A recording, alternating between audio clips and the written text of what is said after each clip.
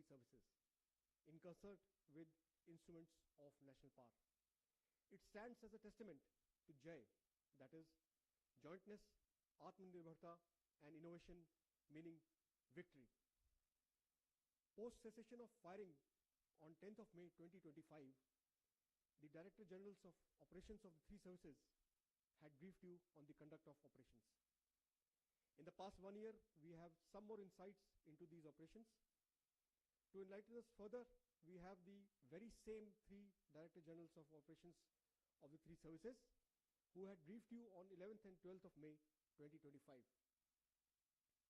In addition, we also have with us the Deputy Chief of Integrated Defence Staff Operations, Lieutenant General Zubin A. Minwala, on the stage, who will talk about the joint operations.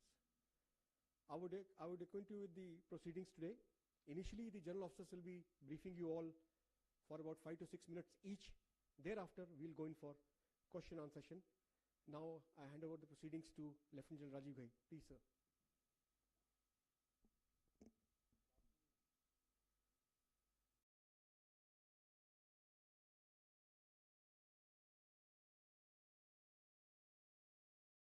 Good afternoon, ladies and gentlemen. I begin by paying a very sincere homage to the 26 innocent lives that we lost in Pahalgam last year. We wish their families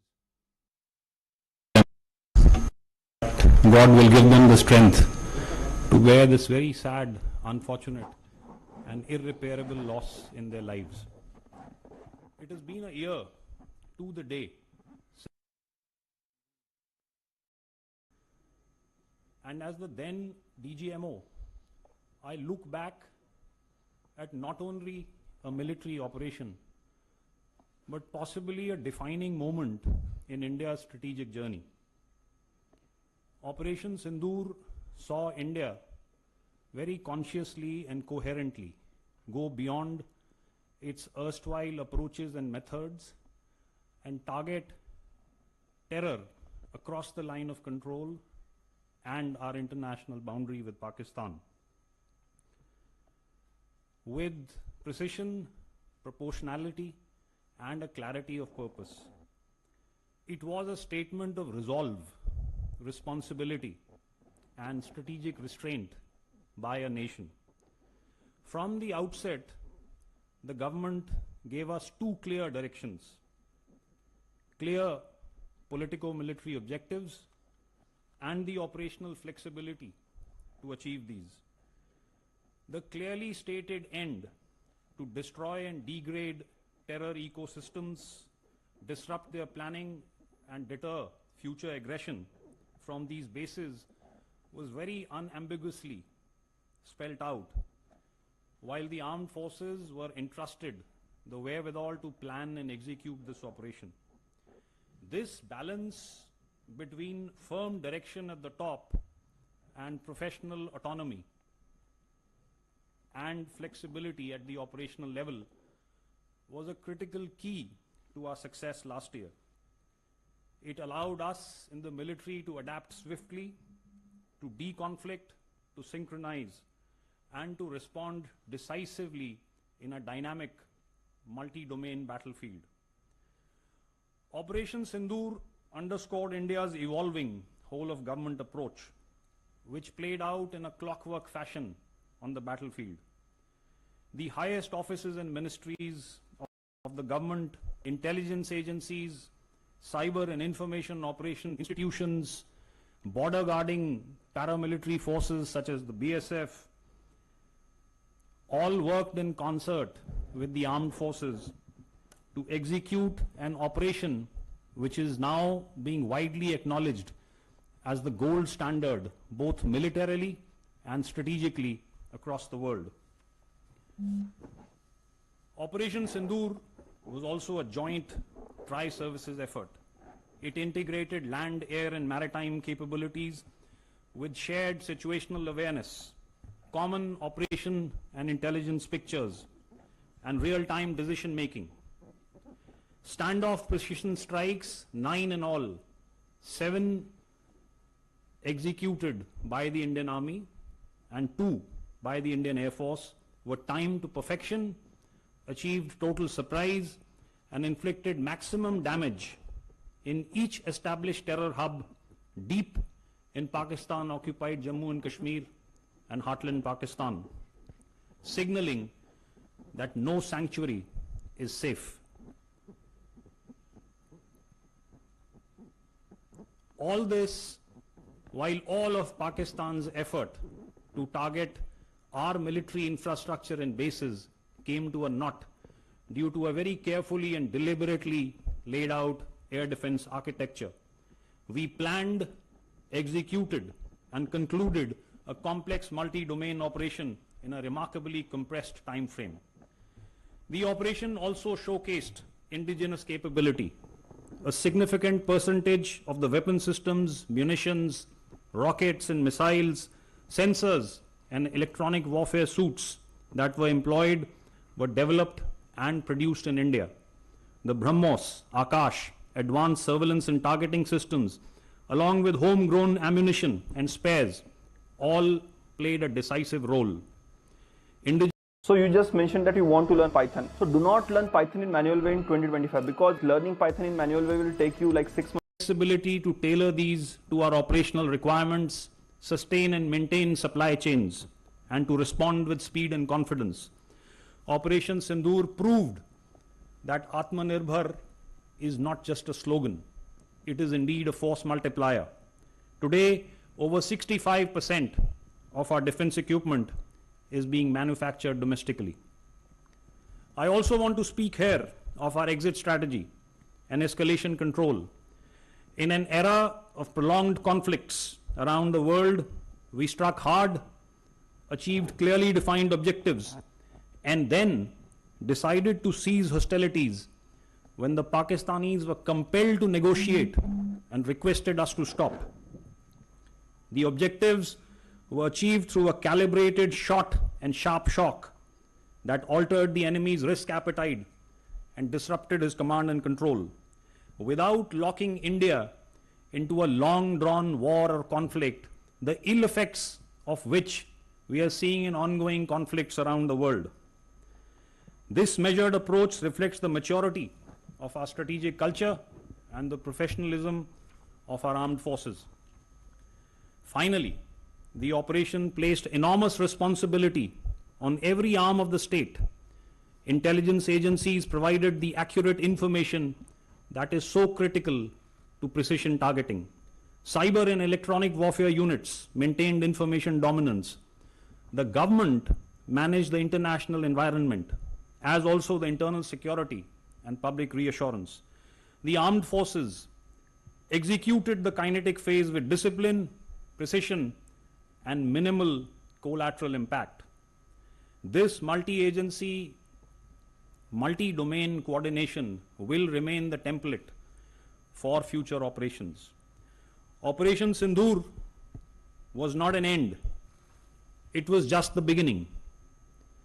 और यहाँ पर जन कवि दुष्यंत कुमार त्यागी की एक मौलिक रचना का प्रभावशाली अंश मैं आपके सामने रखना चाहता हूं। सिर्फ हंगामा खड़ा करना मेरा मकसद नहीं। सिर्फ हंगामा खड़ा करना मेरा मकसद नहीं। मेरी कोशिश है कि ये सूरत बदलनी चाहिए। India's fight against terror, ladies and gentlemen, will go on. A year on, we remember not just the operation, but also the principle behind it. India will defend its sovereignty, its security, its people, decisively, professionally, and with the utmost responsibility. Jai Hind.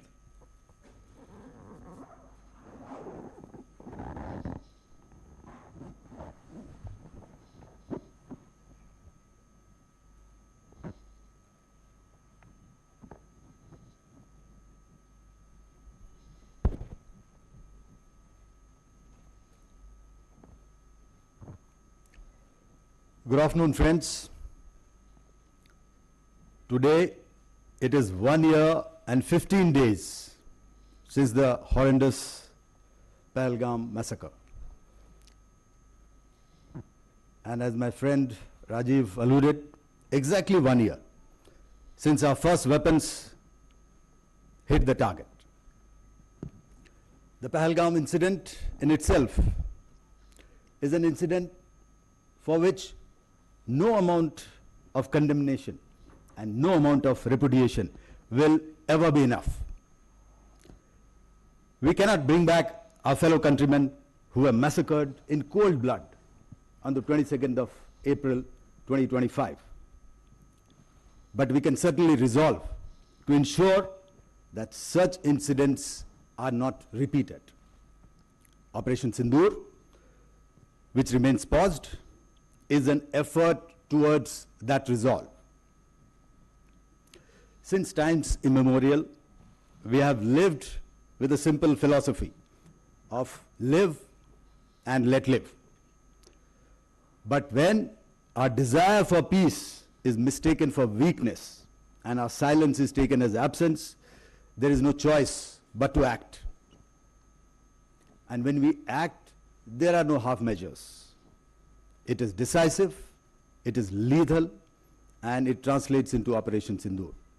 A decisive yet calibrated response targeting the perpetrators and their backers.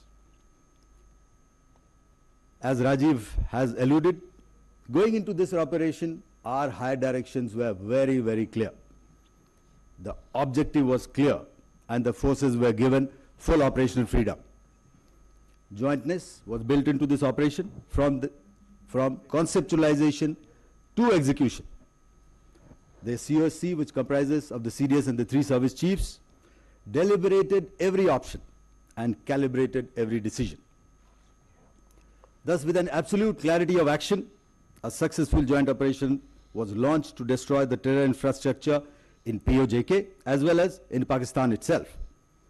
And when that first weapon hit the target on the early morning of 7th May 2025, that decisive flash, ladies and gentlemen, was the strength and the resolve of the people of India being projected into the enemy heartland. It was partial justice being served to the families of the victims of that horrendous massacre in Pahalgam and many such incidents before that. Going into these operations, I remember focus into details of planning. The 3 of us met almost daily and on more than one occasions. Our aim was not just to hit. It had to be lethal, it had to be precise, avoiding collateral. Hence, selection of targets, timing, weapons to be used, everything needed to be carefully considered. And once that was done, execution was achieved with clockwork precision. A question which comes up time and again is, why did we agree to stop? I fully understand the angst of our people, especially the younger generation, given our experience with Pakistan. But allow me to clarify here. Our fight was with the terrorists and their support infrastructure, and that is what we hit, ensuring no collateral damage. We had achieved our objectives and our mission was complete. But when Pakistani establishment decided to side with terror and make it their own fight, we had no choice but to respond in kind. It was about self-defense, much beyond a counter-terror operation. When we responded, it was lethal and ruthless. And after taking the beating, sense kicked in the adversary, and they asked for cessation of hostilities. We paused when the request came, we stepped back, but we didn't blink. We had delivered the message, and the message was very clear. That is, misadventure will not go unanswered. Acts of terror will carry consequences. A lot of time this question comes up over the past 1 year. What are the lessons? Well, in the Defense Forces, we are continuously evaluating our options and drawing our lessons through exercises, training and simulation. But of course, there is no better training ground than an actual operation itself. So we have also internalized what we encountered and taken them into our planning consideration. Some of them I can share with you. First, Operation Sindoor reaffirmed the primacy of air power. And when I say air power, it means everything that is in the air and not only Air Force. As the first responder and the dimension of choice for any nation. Second, it reasserted the salience of jointness and a whole-of-nation approach. It vindicated Indian Air Force's focus on precision targeting and net-centric warfare, with ICCS emerging as a clear enabler. Next, we are also able to see through our adversary. We now have first-hand confirmation of their capabilities, capacities, and tactics they intended to hide. So I'm sure they are a worried lot across there. A crucial lesson: nations forced into conflict must always have conflict termination criteria and strategy in sight. Otherwise, very soon you can go astray and do not realize how to terminate that conflict. Of course, we need to invest more in certain capabilities like space, unmanned systems, cyber. Some of these capabilities have already been addressed in the past 1 year, and we fully realize that Atmanirbharta, as my friend Rajiv alluded, is the way forward. So Indian Air Force relies heavily on indigenous technologies, and several measures are being taken to enhance partnership with defense PSUs and private industry. IF is an active participant of Mission Sudarshan Chakra, and we are working to build on the success of ICCS to provide this crucial capability to our country. Looking ahead, we continue the vigil, and IF will continue to be the first responder whenever our peace and tranquility is challenged, whenever our sovereignty is threatened. There is no distance too far, no depth too great, and no dimension we cannot dominate. At this instant, we are watching and could not be better prepared. Thank you. Jai Hind.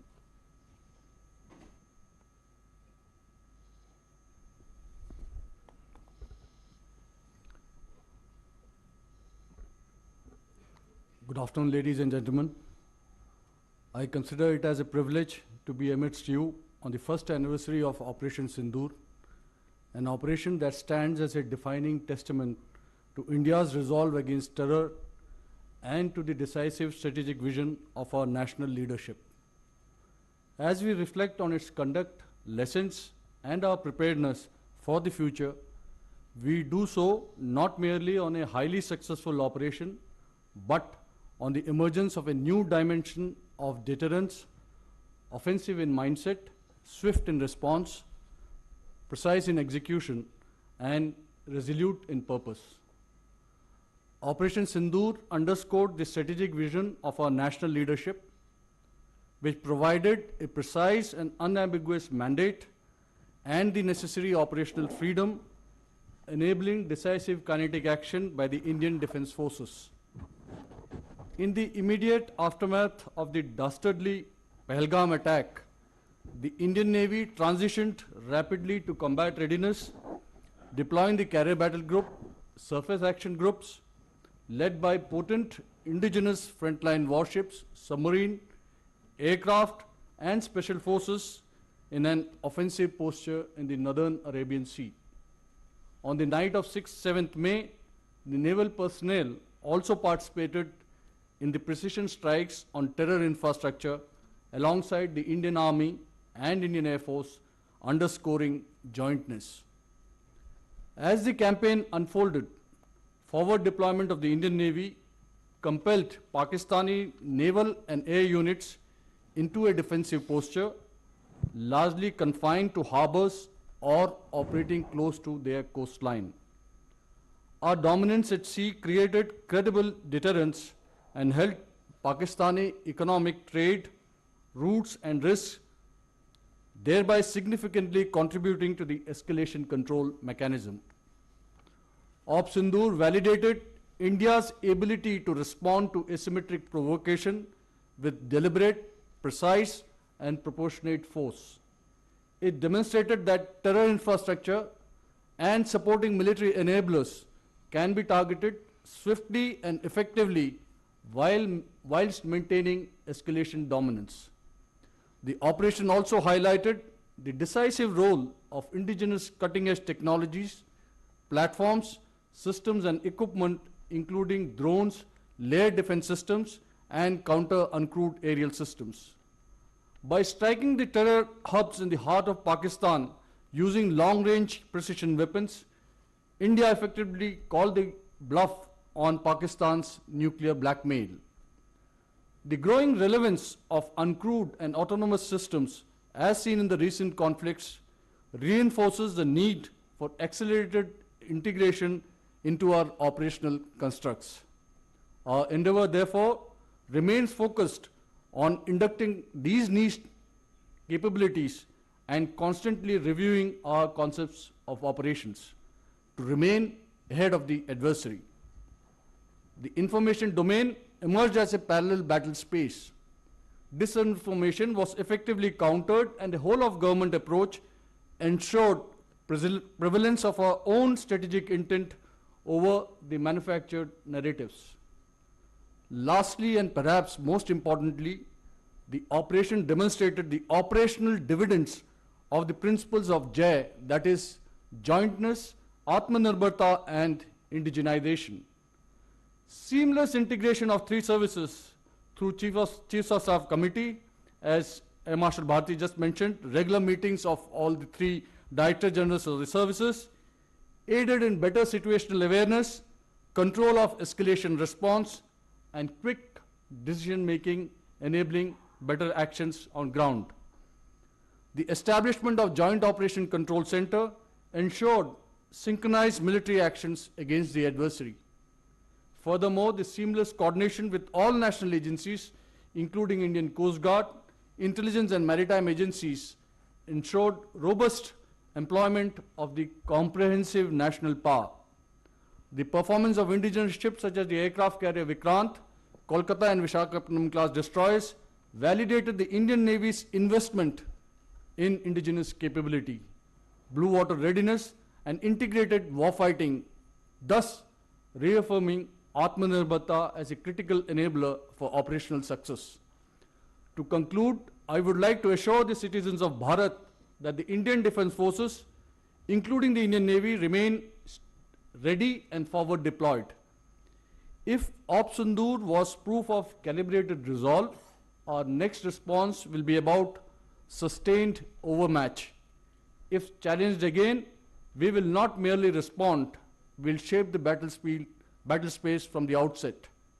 The Indian Navy, alongside the Indian Army and the Indian Air Force, has demonstrated capability to strike deep, strike far, and strike sure, anytime, anywhere, anyhow. Jai Hind. Jalmev yas, balmev tasya. Thank you.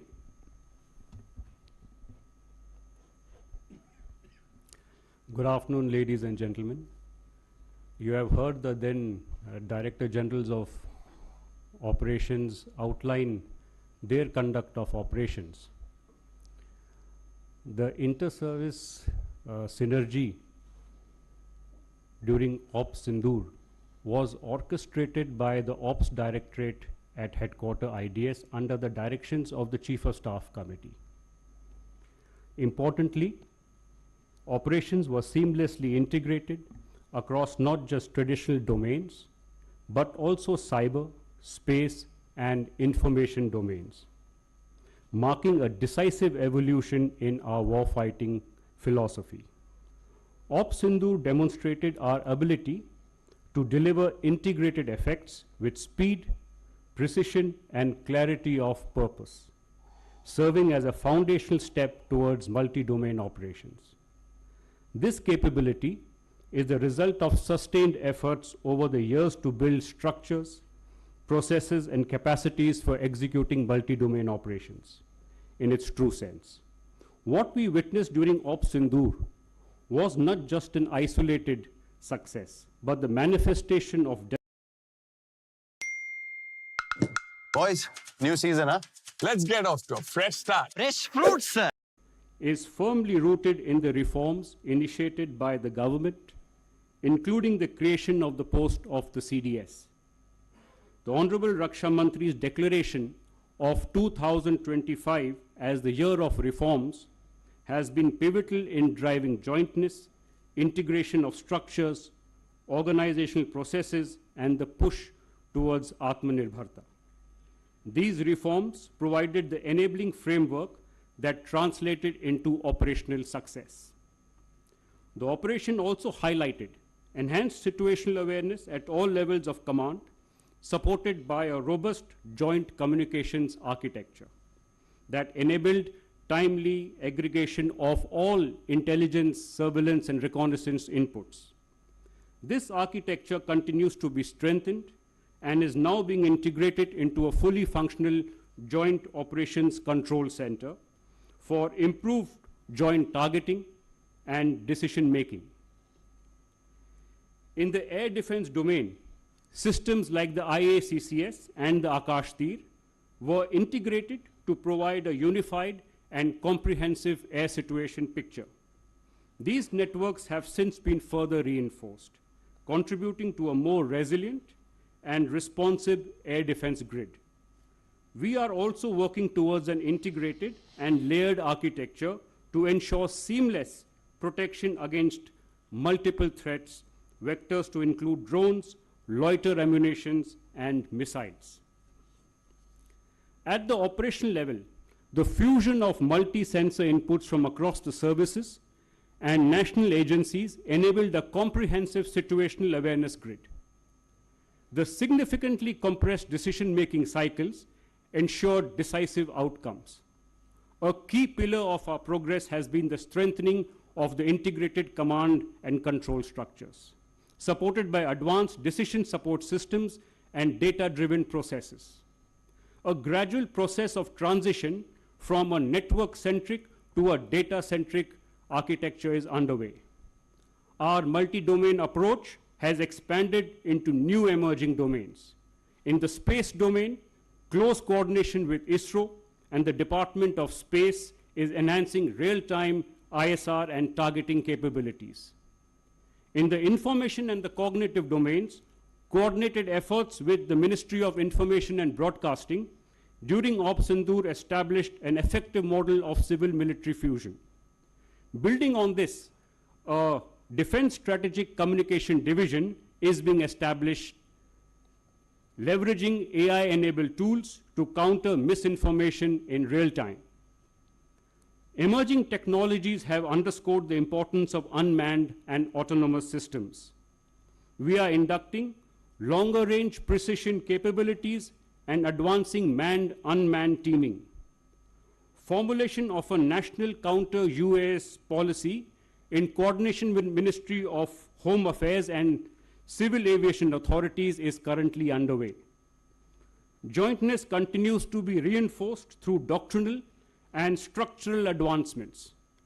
Multiple tri-service doctrines have been promulgated, complemented by initiatives as the Military Quantum Mission and other documents under the Defense Forces Vision 2047, which was released by the Honorable Raksha Mantri a few days back. On the ground, integration is translating into tangible capability through joint logistic nodes and tri-service maintenance protocols, enhancing efficiency and operational readiness. Interagency coordination has also been significantly strengthened. Synergy with the Ministry of Home Affairs and the BSF has improved coordination along the LC and the IB, while seamless integration of the Indian Coast Guard operations with that of the Indian Navy has bolstered coastal security. Engagement with national security agencies and intelligence agencies such as the DRDO, NTRO, and the wider intelligence community, along with industry, both public and private and startup, reflects a mature whole-of-nation approach aligned towards common strategic objectives. Extensive tri-service exercises and wargaming and simulations over the past year have validated and refined our multi-domain operation concepts, ensuring agility and future readiness.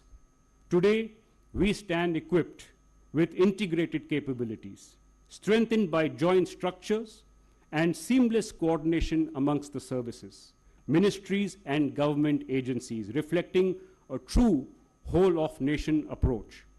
Thank you. Jai Hind. Ladies and gentlemen, we'll now have the question and answer session. Before we proceed, a few ground rules you are aware of. We will take questions in sets of 3 at a time. Please keep your questions brief and avoid multiple questions in one go so that we can cover maximum people. Also, once nominated to answer the question, kindly introduce yourself and the media house you belong to prior to asking the question. And please restrict your questions to Operation Sindoor and the aspects covered by the general officers on the stage. General officers will now take the questions. You have the placard with you. With that, kindly introduce yourself. A placard number 65, 15 and 85, Mr. Ravi. Starting with 65, please. Yeah.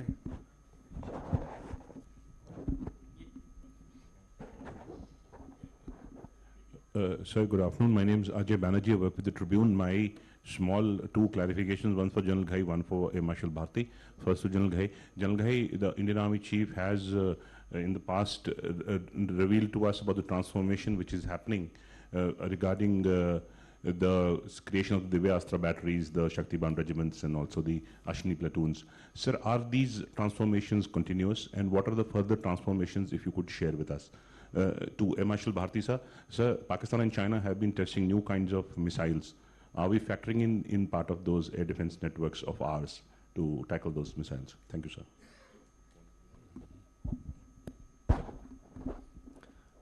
This is Ravi Shankar from Bharat Shakti. Here.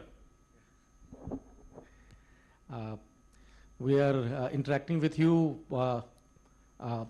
with the same panel which that used to brief us last year during Operation Sindoor. That is very pleasant and reassuring as well.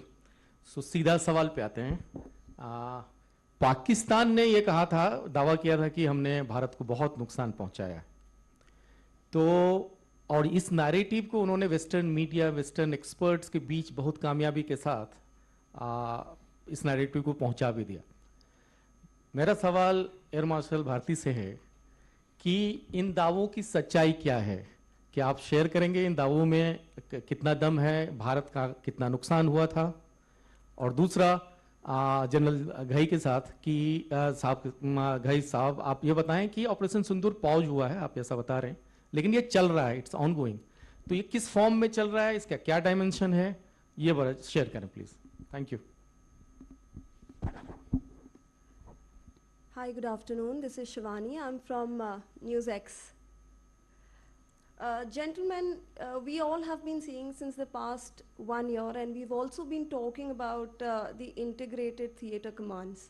We are in Jaipur. It's been touted as one of the commands which will be the headquarters. And given that all of you have spoken about jointness during Operation Sindoor, how close are we to integrated theater command so that our timelines are reduced? You mentioned it was 1 year 16 days, so we took 16 days to in fact strategize this entire operation. Do you believe that we can minimize or compress that number further in future wars? And also, how decisive was India? Because when we are looking at escalation ladders across the world in this geopolitical world, India was very decisive. So what helped India actually make or take that call that we decided that the enemy had to come to the negotiating table?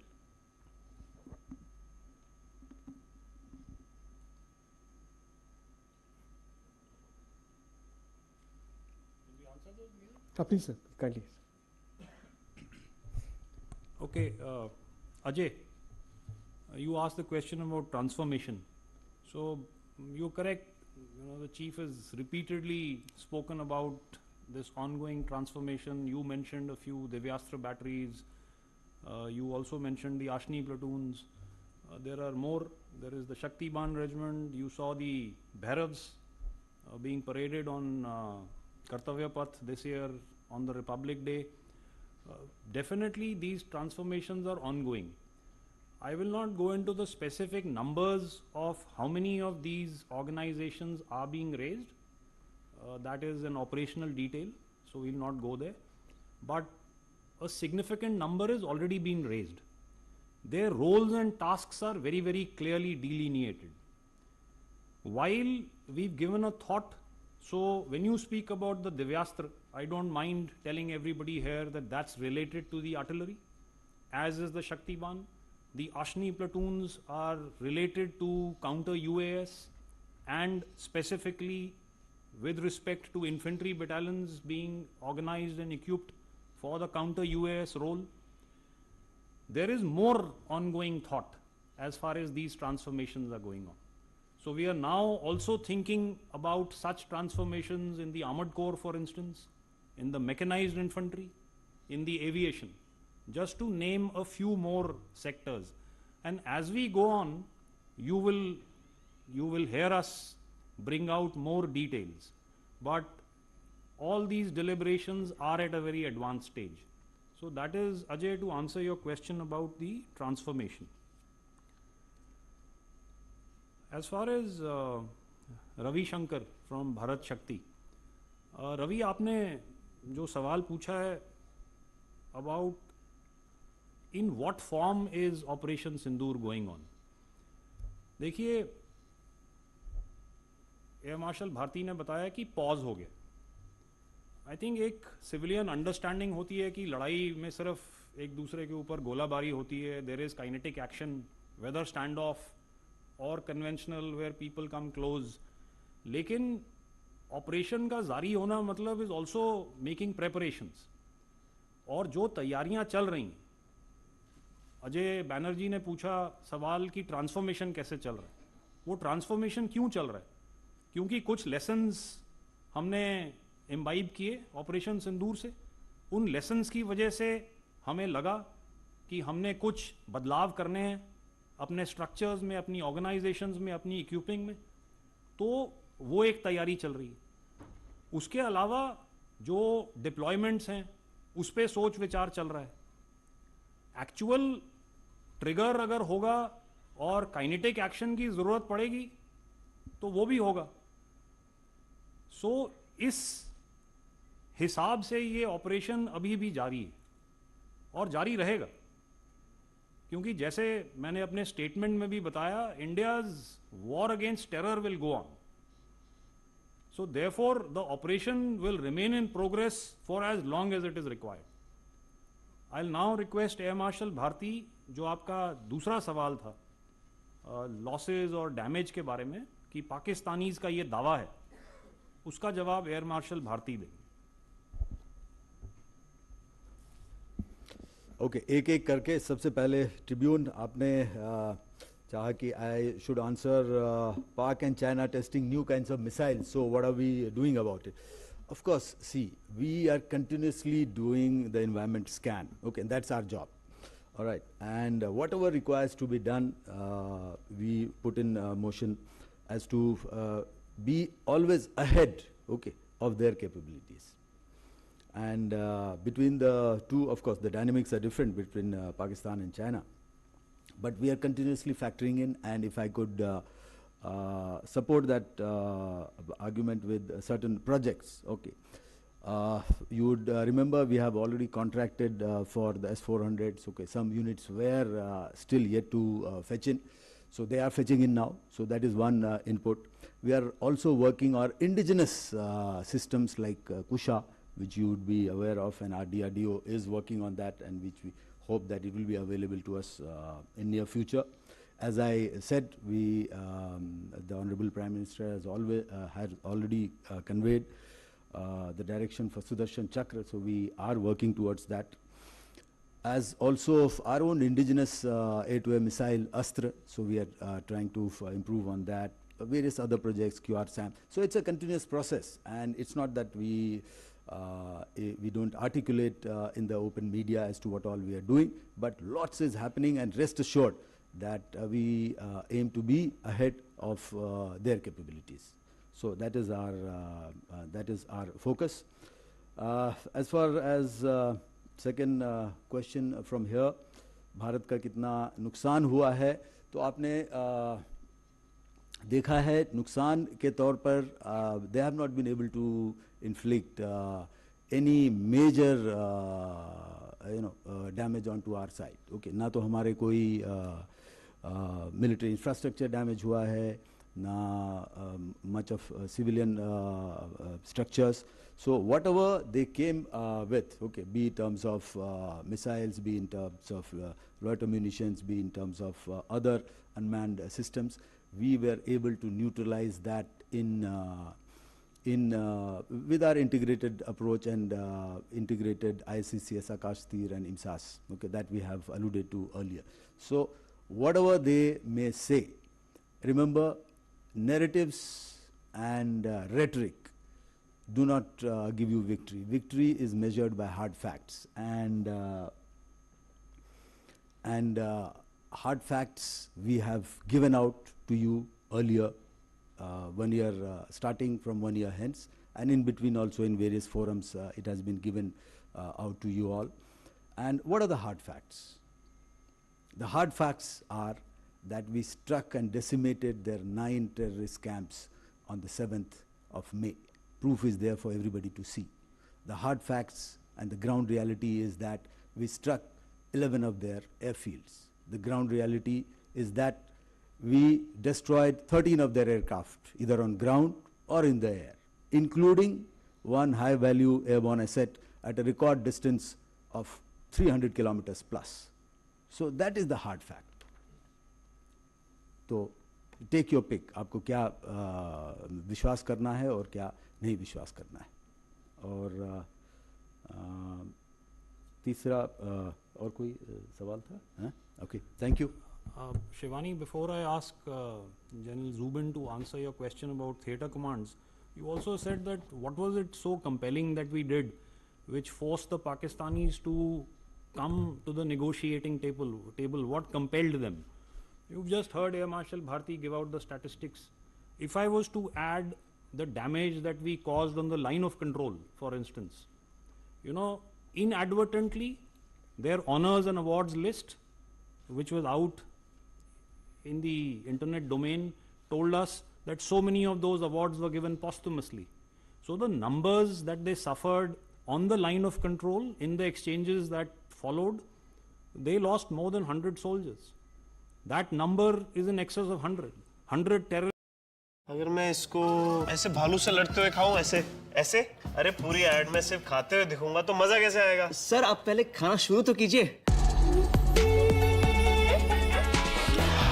And cut it. The interview question that decides everything. What AI tools do you use?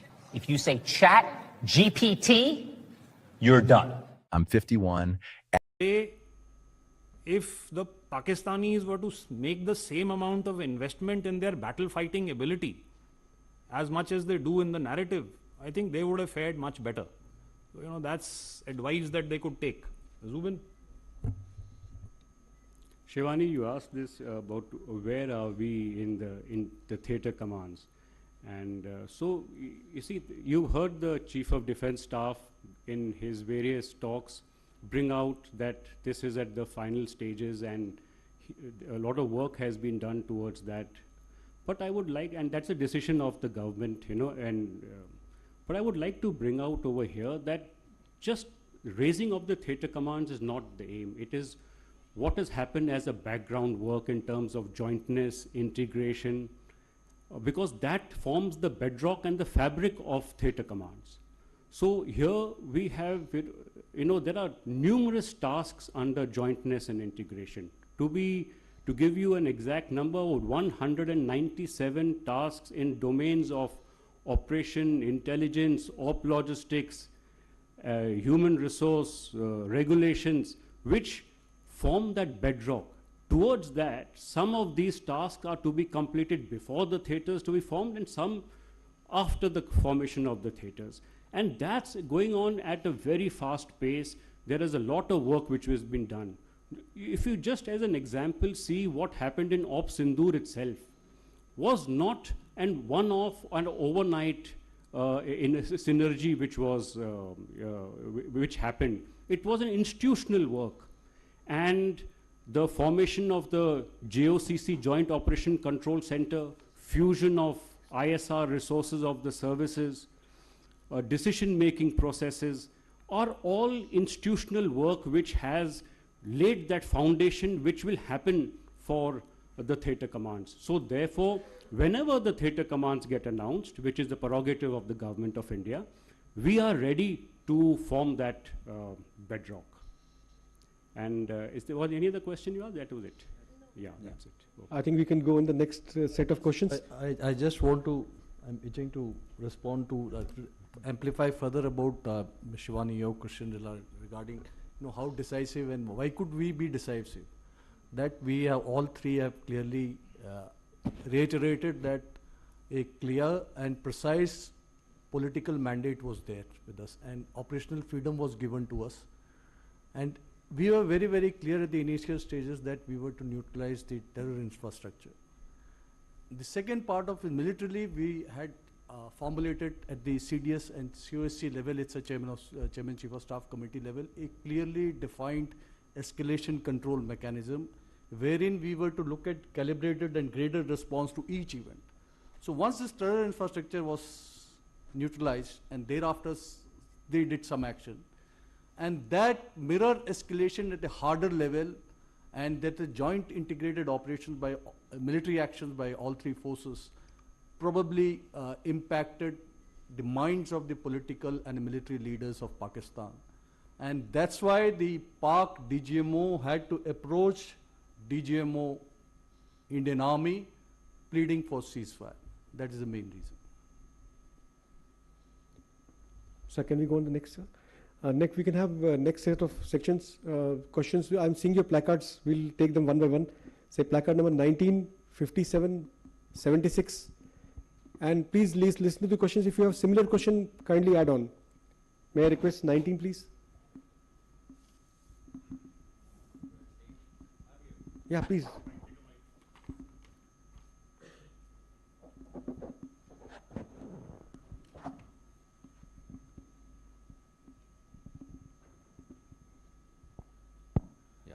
I'm Mayank, I work for Times Now.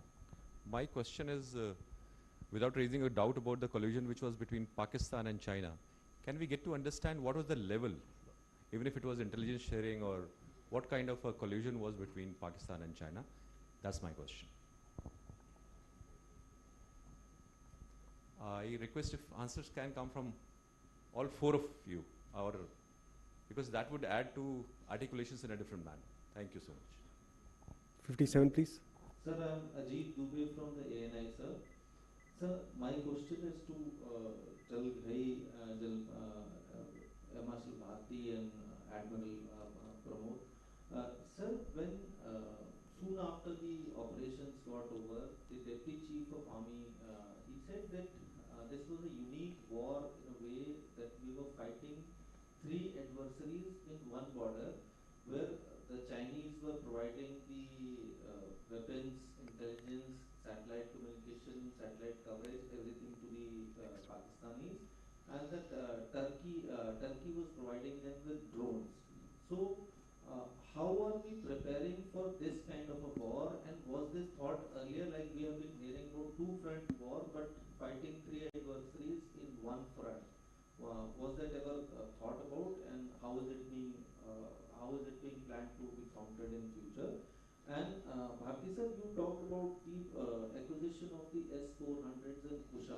Can you give us the timelines about by when the S-400s remaining two squadrons are coming to join the Air Force, and the 5 squadrons of Kusha and this S-400s which we are going to sign in future?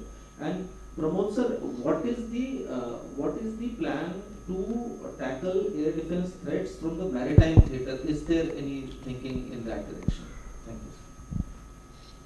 76, please. Good afternoon, sir. Rahul Singh this side from Hindustan Times. So my question is for General Ghai.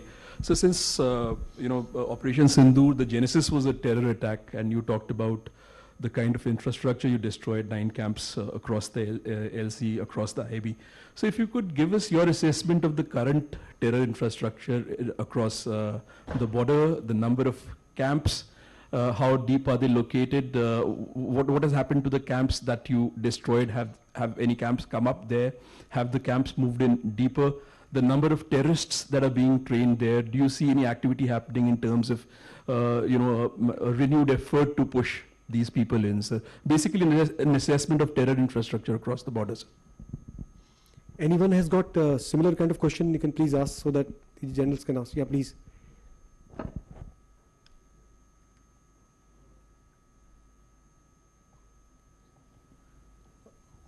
Hi sir, मैं मनीष हूँ India TV से. मेरा similar question है Rahul sir से related है. ये है क्योंकि ये पूरा वेस्टर्न बॉर्डर पे खास तौर पे जो 7 टारगेट्स आपके थे, उन टारगेट्स की इस समय की कंडीशन अगर सैटेलाइट इमेजेस से देखते हैं तो काफ़ी कुछ चेंज हुआ है. तो नंबर ऑफ टेररिस्ट जो खास तौर पे इन एरियाज़ में है, चाहे वो जम्मू कश्मीर के ठीक सामने के एरियाज़ हों या फिर नीचे की तरफ, उनकी अभी क्या सिचुएशन है. और जो स्पॉट किए गए थे, जैसे आपने भी अभी बताया कि number of terrorist killed in that particular, उसके बाद से लेकर अभी तक आप क्या देख रहे हैं? क्या वो ह्यूमन शीट फिर से लेना शुरू कर रहे हैं? क्या वो डेप्थ एरिया की तरफ चले गए हैं? क्या वो इन्फिल्ट्रेशन अटेम्प्ट या बाकी और जगह ये कोशिश कर रहे हैं पूरे एरियाज में? Okay, so before we go to the questions about collusivity and timelines for some of the Air Force equipment that Ajit asked, I'll answer these questions about terrorist infrastructure and terrorists. So Rahul and Manish, as far as numbers are concerned, look, traditionally we've identified terror launch pads, terror camps, terror infrastructure across the line of control. And we are fairly well aware, our intelligence agencies usually have very good information about these details. So there are certain clusters across the line of control. I do not want to name these for the sake of confidentiality, but there are certain clusters across Pakistan occupied Jammu and Kashmir, and today even across the international boundary, that we associate with terrorists. The dynamic nature of these launch pads and camps is a peculiar aspect. So as you are suggesting, from time to time the numbers will differ. The very nature and geography, or should I say the layout of these terror camps and infrastructure also continues to change. What's happened to the 9 that we hit, at least as far as the 2 more famous ones are concerned, they've been in the news. There has been money that has been pummeled in to try and reconstruct those. As far as the other 7 are concerned, we have a fair idea of what the numbers are, but it's safe to presume, and I said this in my statement, Air Marshal Bharti reiterated that no sanctuary across the line of control is safe. We will hit everything. He spoke about depths. We will go after everything. And I think that's been made clear in the new normal that the Prime Minister stated last year. But the conditions, the timing, and the method will be ours. That's what he said when he spoke about the new normal. So these are the 3 aspects. So therefore, the nature and numbers in these terror camps may keep fluctuating. I think people on the other side are also wise. So yes, some of these camps and launch pads have moved further in the depth where they feel that they will be safer. But like I said, no sanctuary is safe. So this is as far as about the terror is concerned.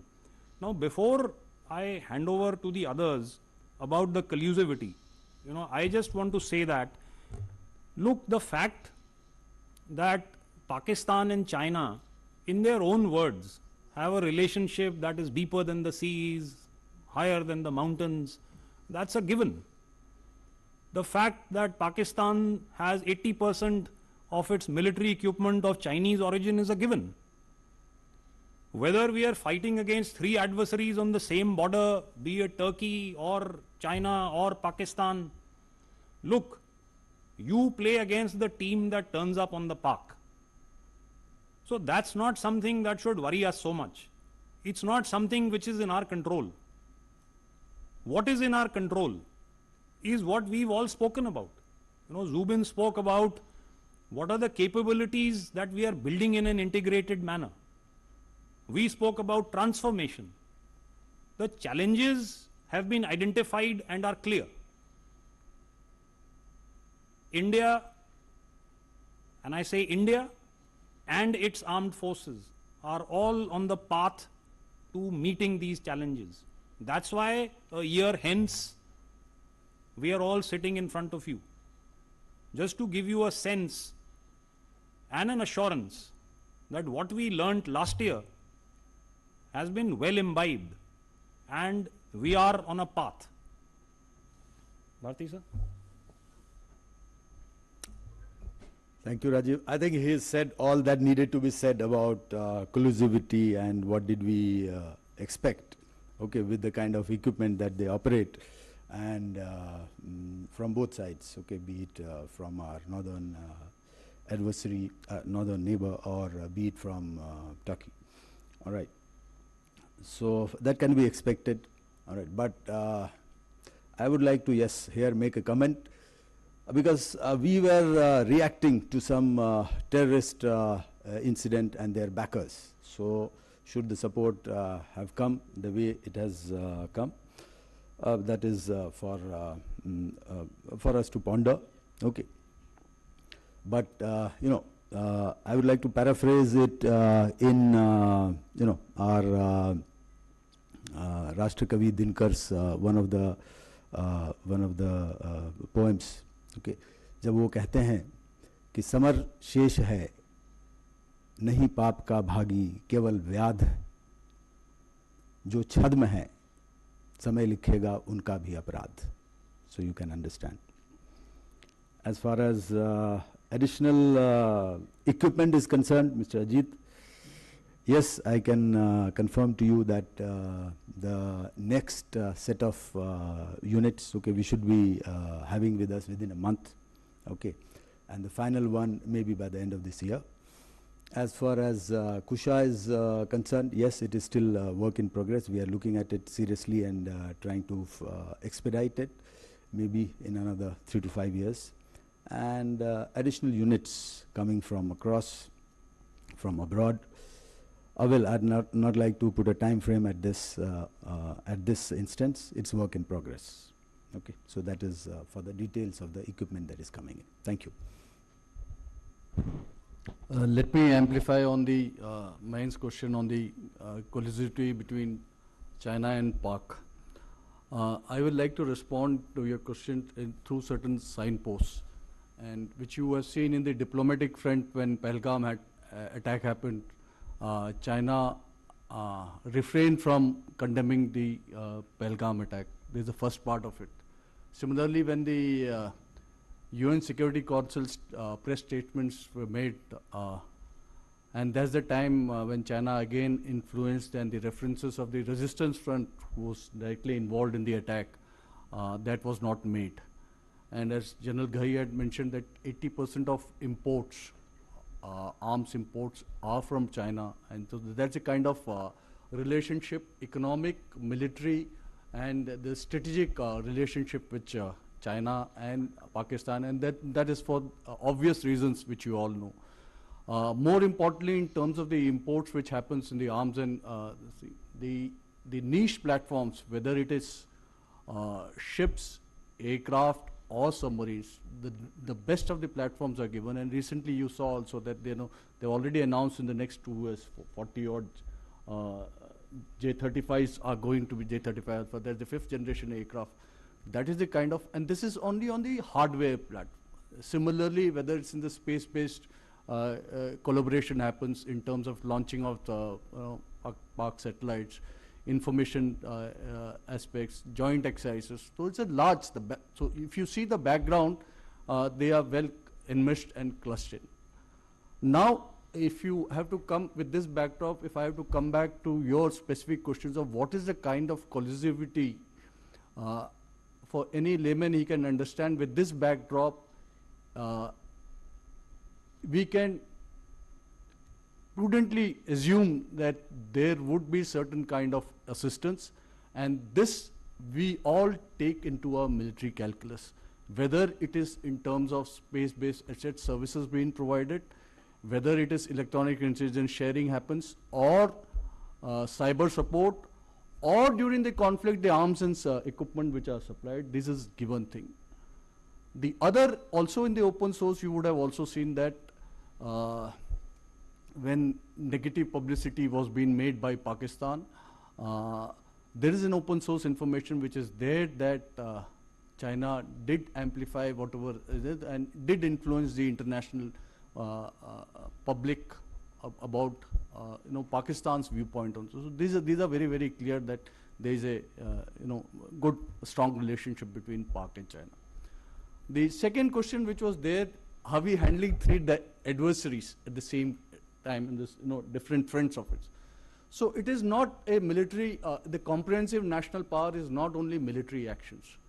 So they career in AI, career in ML. There's a better way to figure. So it is not adversary as such at that point of time. Adversary at that point of time only was Pakistan. And you would have seen in the recent conflicts, whether it is Ukraine, Russia, whether Iran, Israel, US, there are support from various other sides also, economically, militarily, everything. So that doesn't become, though law of armed conflict is very, very clear that if you support, then you also become a belligerent. But it has become a different, it's a blurred image and it's become a norm now. So we have different ways of handling other people who try to influence these. It could be diplomatic, it could be economic, it could be many ways of informational itself you could engage, or other ways. This is one. Third aspect is related to what is the plan to tackle air defense threat in the maritime domain. So the fleet air defense, any assets at sea, the responsibility of fleet air defense is the Navy. So first, the attempt is always, it's a layered defense. First, a threat could be missile, threat could be aircraft itself, aircraft launching this thing. The launch platform could be from shore, could be from aircraft, could be from subsurface. So our first strategy is always to neutralize the launch platform. And that launch platform, shore, there are many ways the sister services will ensure that any launch platform which is there, it can be neutralized there itself. The subsurface, there are anti-submarine actions which we do, in which we look at neutralizing the launch platform. To neutralize or degrade a fighter threat which is there, which can launch missile, then you have an integrated fleet air defense. That means you have superior fighters, aircraft to neutralize or intercept and neutralize this. Within the fleet, you have layered air defense systems, which could be surface-to-air missile, long-range surface-to-air missiles, then you come to a short-range, then point defense systems, close-in weapon systems. So this guy there. But now you have seen that the threat is increasing in terms of supersonic missiles, hypersonic missiles. So as the threat is increasing, the technology is allowing you also to build up your air defense capability through better sensors who can detect the supersonics and the hypersonics missiles. And you have the ability to, that is the work in progress, as Air Marshal Bharti just mentioned, the Project Kusha. The similar thing will be translated into sea-based BMD capability. That is the kind of, so we are, the work is on in this. Thank you. Can we have next set? People have been raising hand. We'll try and cover maximum people. 64, 27 and 9, please. Okay. One more we can take, say, I think 86 has been raising for a long time, please. And any similar question we can please cover. Please start. 64. Ma'am, I think this side, yeah, 64 years. Yes, you're the one. Can you please pass the mic?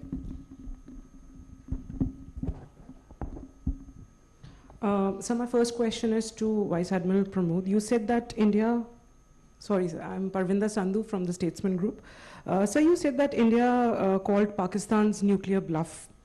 So did India access any nuclear signaling during the operation? My next question is to Lieutenant General Ghai, that you spoke about intelligence. If you could repeat the first question again. So you said that India called Pakistan's nuclear bluff. Did India assess any real nuclear signaling during the operation? My second question is to General Ghai, that you spoke about intelligence inputs being very precise post-operation. So how did Pahalgam attack happen in the first place? Were intelligence failures identified? And my next question is to Air Marshal Bharti. You mentioned we stepped back but did not leave. Does that mean some military assets are still positioned for rapid retaliation if something happens again?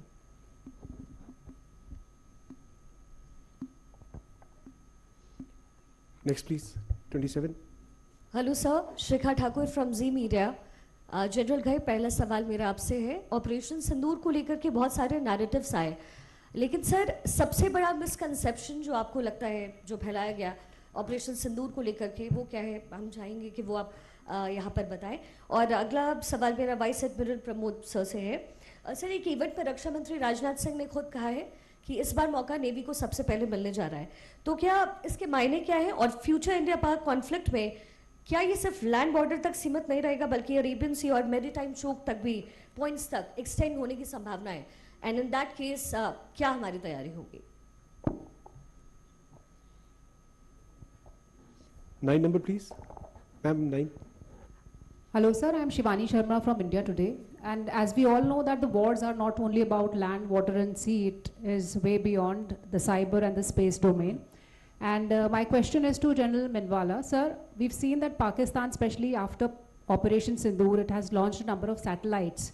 It is trying to expand in the space domain. What are our preparations in this particular area? And we have some local media from Jaipur also. You have similar question, please go ahead. 77, please. Anybody from local media? Jaipur? Anyone, please. Yeah, 32 number, please. My Go question ahead. is to all of you, kind of extending Shivani's question. May I request you please introduce yourself? My name is Suparna. I'm from Times of India, and you had mentioned that AI-enabled tools are being used to capture misinformation. So if you could share some more on that.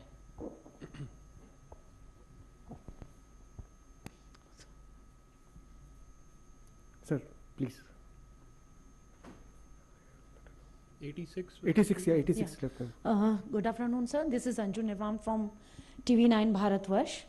Sir, मेरा ये सवाल है कि operation सिंदूर में control warfare की रणनीति क्या थी, और ये दूसरे वैश्विक युद्ध जैसे कि रूस यूक्रेन वॉर हम देख रहे हैं और अमेरिका ईरान का युद्ध भी देख रहे हैं, उससे कितना अलग था?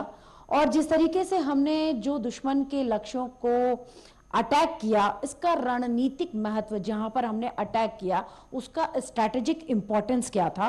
और सर, दूसरा सवाल यह है कि ऑपरेशन सिंदूर की सफलता में राजनीतिक नेतृत्व और होल ऑफ नेशन अप्रोच का क्या योगदान रहा? I think 13 number, you also have the similar question. 13, please. Hi sir, Pawan Mishra news 24 से हैं सर। ऑपरेशन सिंदूर में अग्निवीरों ने भी अपनी अहम भूमिका निभाई थी। पहले बैच का जो है कंफर्मेशन होने वाला है, क्या उनके लिए कुछ अलग से बेनिफिट दिया जाएगा?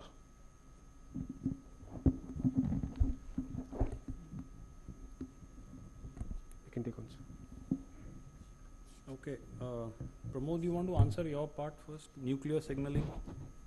So, my only one word answer to assess any nuclear signaling is no. No. That's it. And the maritime RM's contention. Okay, Shikha Thakur, you spoke about RMs. Speed, mobility, lethality, and survivability. Why survivability? Because land you could attack missiles and other things. You are mobile, so the survivability are the inherent strength of a naval power, and which you have seen everywhere in recent war. Also, you have seen 3 carrier battle groups going. The survivability is everywhere, and they can deliver. The firepower again is, and the weapon density which a naval unit carries, that again is a strength. So 20, 25, 30, तो मैं आपको बताऊंगा कुछ पनडुब्बियां होती हैं जो 150 Tomahawk missile से ज़्यादा ले जा सकते हैं. So you can have, these are two important in war fighting, firepower and then force preservation. So we are ideally suited to be this way. And the carrier battle group is able to project itself, power projection, जहाँ आपको sea control करना है वो सब कर सकता है. So but हमारा जो उद्देश्य रहता है, जैसे कि ऑपरेशन सिंदूर में भी था, it's a joint integrated ops based on what our political military objectives are there. The higher echelons of the military leadership, they decide what is the kind of operation and how synchronized and in a sequence way we are supposed to do. Now coming back to your question per se, as अभी navy की बारी है, तो मैं ये बताना चाहूँगा और मेरे सहयोगी DGs भी ये मानेंगे कि when, how and where of a military operations is higher element of surprise is important in any kind of operations. So I cannot today decide that, and because the adversary will be prepared for it. So that is a very, very important factor. So I cannot share with you and say that this is my plan. Our plan is decided much and this is one. But if situation arises and opportunity comes our way, be sure that we will deliver a decisive blow without any hesitation. And अगर रक्षा मंत्री जी ने हमको order दिया, तो हमारा कर्म और धर्म है कि हम पूरा पालन करेंगे, और अगर भगवान की कृपा होगी हमारे तो आपकी इच्छाएं और तमन्नाओं को भी हम सब मिलकर भरपूर तरह से पूरा करेंगे. Thank you. Before I ask Zubin to answer the questions that were specifically directed towards him, and Air Marshal Bharti also to come in at the queries that were directed to him, two questions. Pramila, you spoke about the intelligence failure and why did the attack take place in the first place? Parminder, I'm sorry. So, you know, I mean, let's not sit on judgment here and say that it was a failure. Intelligence is all about how timely it is. While it is available, there is always a process of synthesizing it and then making it available to the people who can act on it. Also, don't forget that sometimes there is a gap in perception about how maybe all of you understand counter-terrorist operations and how they actually unfold on ground. The terrorist or the insurgent has this what should I say, benefit of, you know, merging into the population. So that's a big challenge at all times. And let's not forget that the heinous manner in which Pahalgam was carried out, while we've seen incidents like that in the past, in Kashmir, in other parts of heartland India, you know, this is intelligence, even if it is late by a couple of minutes or hours, is going to be catastrophic. That's how it happened. But I want to concentrate on the fact that once that had happened, you know, we actually hunted those people down in conditions that are always challenging and tough. Took all the time that it did, but the perpetrators were put to rest. And how? I think all of you know that very well.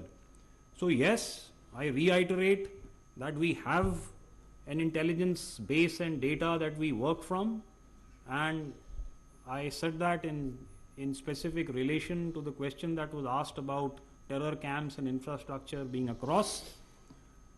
Intelligence is also aware about terrorists that may be working in the hinterland and probably merged in the population right now, and those efforts will always go on. You know, whether it was timely or not, that's a debate that will go on. Now, Shikha, you said, what is the biggest misconception that the Pakistanis could have peddled after the operation? The biggest one is they tried to peddle it, you know, probably tried to run away with the narrative. And then, like Air Marshal Bharti said, there is a difference between narrative and evidence. The first time the three of us came and appeared in front of you, we came with you with videos, with photographs, with timestamps on what we did. Have you seen any authentic video being put up by the Pakistanis? So narratives apart. So the biggest misconception that they tried to peddle is that we won the war. But I think that's come undone since then. You know, all their stories have fallen flat. And at the end of the day, they threw what they had at us. And it all came to a naught.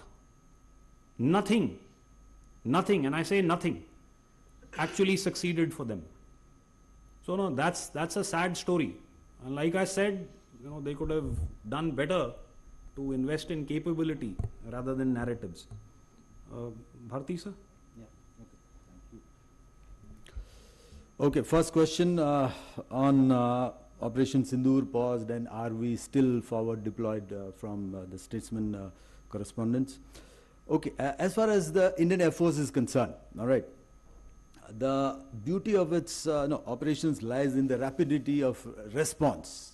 Okay, so we need not be forward deployed to respond rapidly and reach where we want to reach. Okay, so that question, whether are we still forward deployed, that is, I would say academic, because if there is a requirement for us to reach somewhere, to deliver, we are there, because it is inherently ingrained into the characteristic of the Air Force or the air power, which is rapidity of response and its reach. We can reach, we can be in East India, and if there is a requirement to reach West, okay, we can reach within no time. So our posture as to are we forward deployed, what I would like to say that we are deployed as per our requirement, as per our threat assessment, and we are ready even as we speak. So that has been the posture, not during Sindoor, that has been the posture before Sindoor, during Sindoor, and it remains the posture even today, and it will continue to remain so. Second question from TV9 correspondent जो हिंदी में था, control warfare की वैश्विक राजनीति क्या है? और ये बहुत ही अहम सवाल है और बहुत ही I mean say it's a good question. All right, so control warfare, operation Sindoor कैसे अलग था और सब जो हमारे चारों तरफ हो रहा है, तो that you have caught the essence of it. It was a very controlled escalation. सबसे पहले तो हमारी रणनीति क्या थी, हमारा उद्देश्य क्या था इस ऑपरेशन में जाने के पहले? उद्देश्य था कि जो भी टेरर और टेरर बैकर्स हैं उनको टारगेट किया जाए, जो हमने किया, और उद्देश्य the objective was very clear, और हायर डायरेक्शंस हमारे बहुत क्लियर थे कि टेरर और टेरर इंफ्रास्ट्रक्चर को टारगेट करना है. बहुत हो गया, हमने बहुत सह लिया. This will become a new normal. That was the message which needed to go, and that we have driven firmly and very forcefully. So एक बार वो हो गया, उसके बाद हमने उनको कहा कि हमारी लड़ाई आतंक और आतंकवाद के खिलाफ है, और आपने जो किया उसके लिए हम परपेट्रेटर्स को पनिश कर रहे हैं, और हमारी लड़ाई और किसी से नहीं है, और हम इसके आगे नहीं जाना चाहते. लेकिन उन्होंने उसे अपनी लड़ाई बना ली, उसके मिलिट्री ने उन्होंने अपनी लड़ाई बना ली और हमारे ऊपर वापस अटैक किया. तो उसका जवाब तो देना ही था, और जब जवाब देना है तो जवाब मतलब मीक जवाब नहीं होगा. As I said, it will be lethal, it will be forceful, it will be visible, which it was. लेकिन फिर भी हम इस इरादे से नहीं गए कि सब कुछ नेस्त नाबूद करना है, एक बेस ले लिया, एक जगह ले लिया और उसको पूरा मिट्टी में मिला देना. नहीं, हमारा आइडिया ये था to drive home a message कि look, you cannot hide anywhere. We see you everywhere and we will reach you everywhere. So that if you see our targeting pattern. और भाई कहाँ गए थे घूमने? GK max. वैसे रोहन पढ़ाई में कैसा है? GK max. Best putty. JK wall max. Best paint. JK max. बाकी सब सवालों का पता नहीं, लेकिन मोस्ट ब्यूटीफुल वॉल्स के लिए सिर्फ जेके मैक्स पेंट्स. जेके मैक्स पेंट्स, खुशियों के रंग. उठा रखिए. इतने गंदे हाथ हैं आपके, अब बताइए मैं कैसे करूंगी केवाईसी? इस चिकन का केवाईसी करना मुश्किल है, इसलिए एबिस pro chicken, India's first 100% traceable chicken. Try एबिस pro today. महत्ता है, जब तक वो विल नहीं होगा हमारे देश में कि हमें कुछ करना है, तब तो सब कुछ, जितनी भी आपके पास क्षमता है, वो तो सीधी क्षमता, बस क्षमता ही रह जाएगी, उसका प्रयोग नहीं होगा. तो जब तक वो will, वो direction, and it is a whole national resolve. It doesn't come from a single entity. It is a whole national resolve being projected. So जब तक वो राजनीतिक नेतृत्व की वो विल पावर नहीं होगा, वो डायरेक्शन नहीं होगा, कुछ मूव नहीं कर सकता. So that is a very important aspect of any nation's response, and this was an important aspect in Operation Sindoor as well. Thank you. I think Shivani had asked a question about satellite, the Pakistan space. Yeah. So Shivani, yes, we've noticed with professional interest the launch of 4 satellites by Pakistan recently. But let me also put it in context, that our first military satellite was launched in early 2000s, 2001. Subsequently, in the last decade, we have been launching constantly satellites in terms of the Cartosat and the Resat series. And we understand probably more than anybody that space is not only just an enabler, it is a contested operational domain. We have formed the Defense Space Agency in the year 2019 under headquarter IDS, with a simple mandate that it looks after all space-related issues of the 3 services and coordinates that effort. So we are well, I would say, ahead, and we have some niche programs which are on the anvil to be launched. The Defense Space Agency will soon start controlling some constellations as we go ahead in the next couple of years in terms of ISR satellites, in terms of communication satellites, as also we are looking very carefully at space situational awareness. So these are, a lot of work is happening. We are working with ISRO, but we also realize that we need to make our satellite space more dynamic in terms of our capabilities. We will need to incorporate and pull in the private industry into this domain.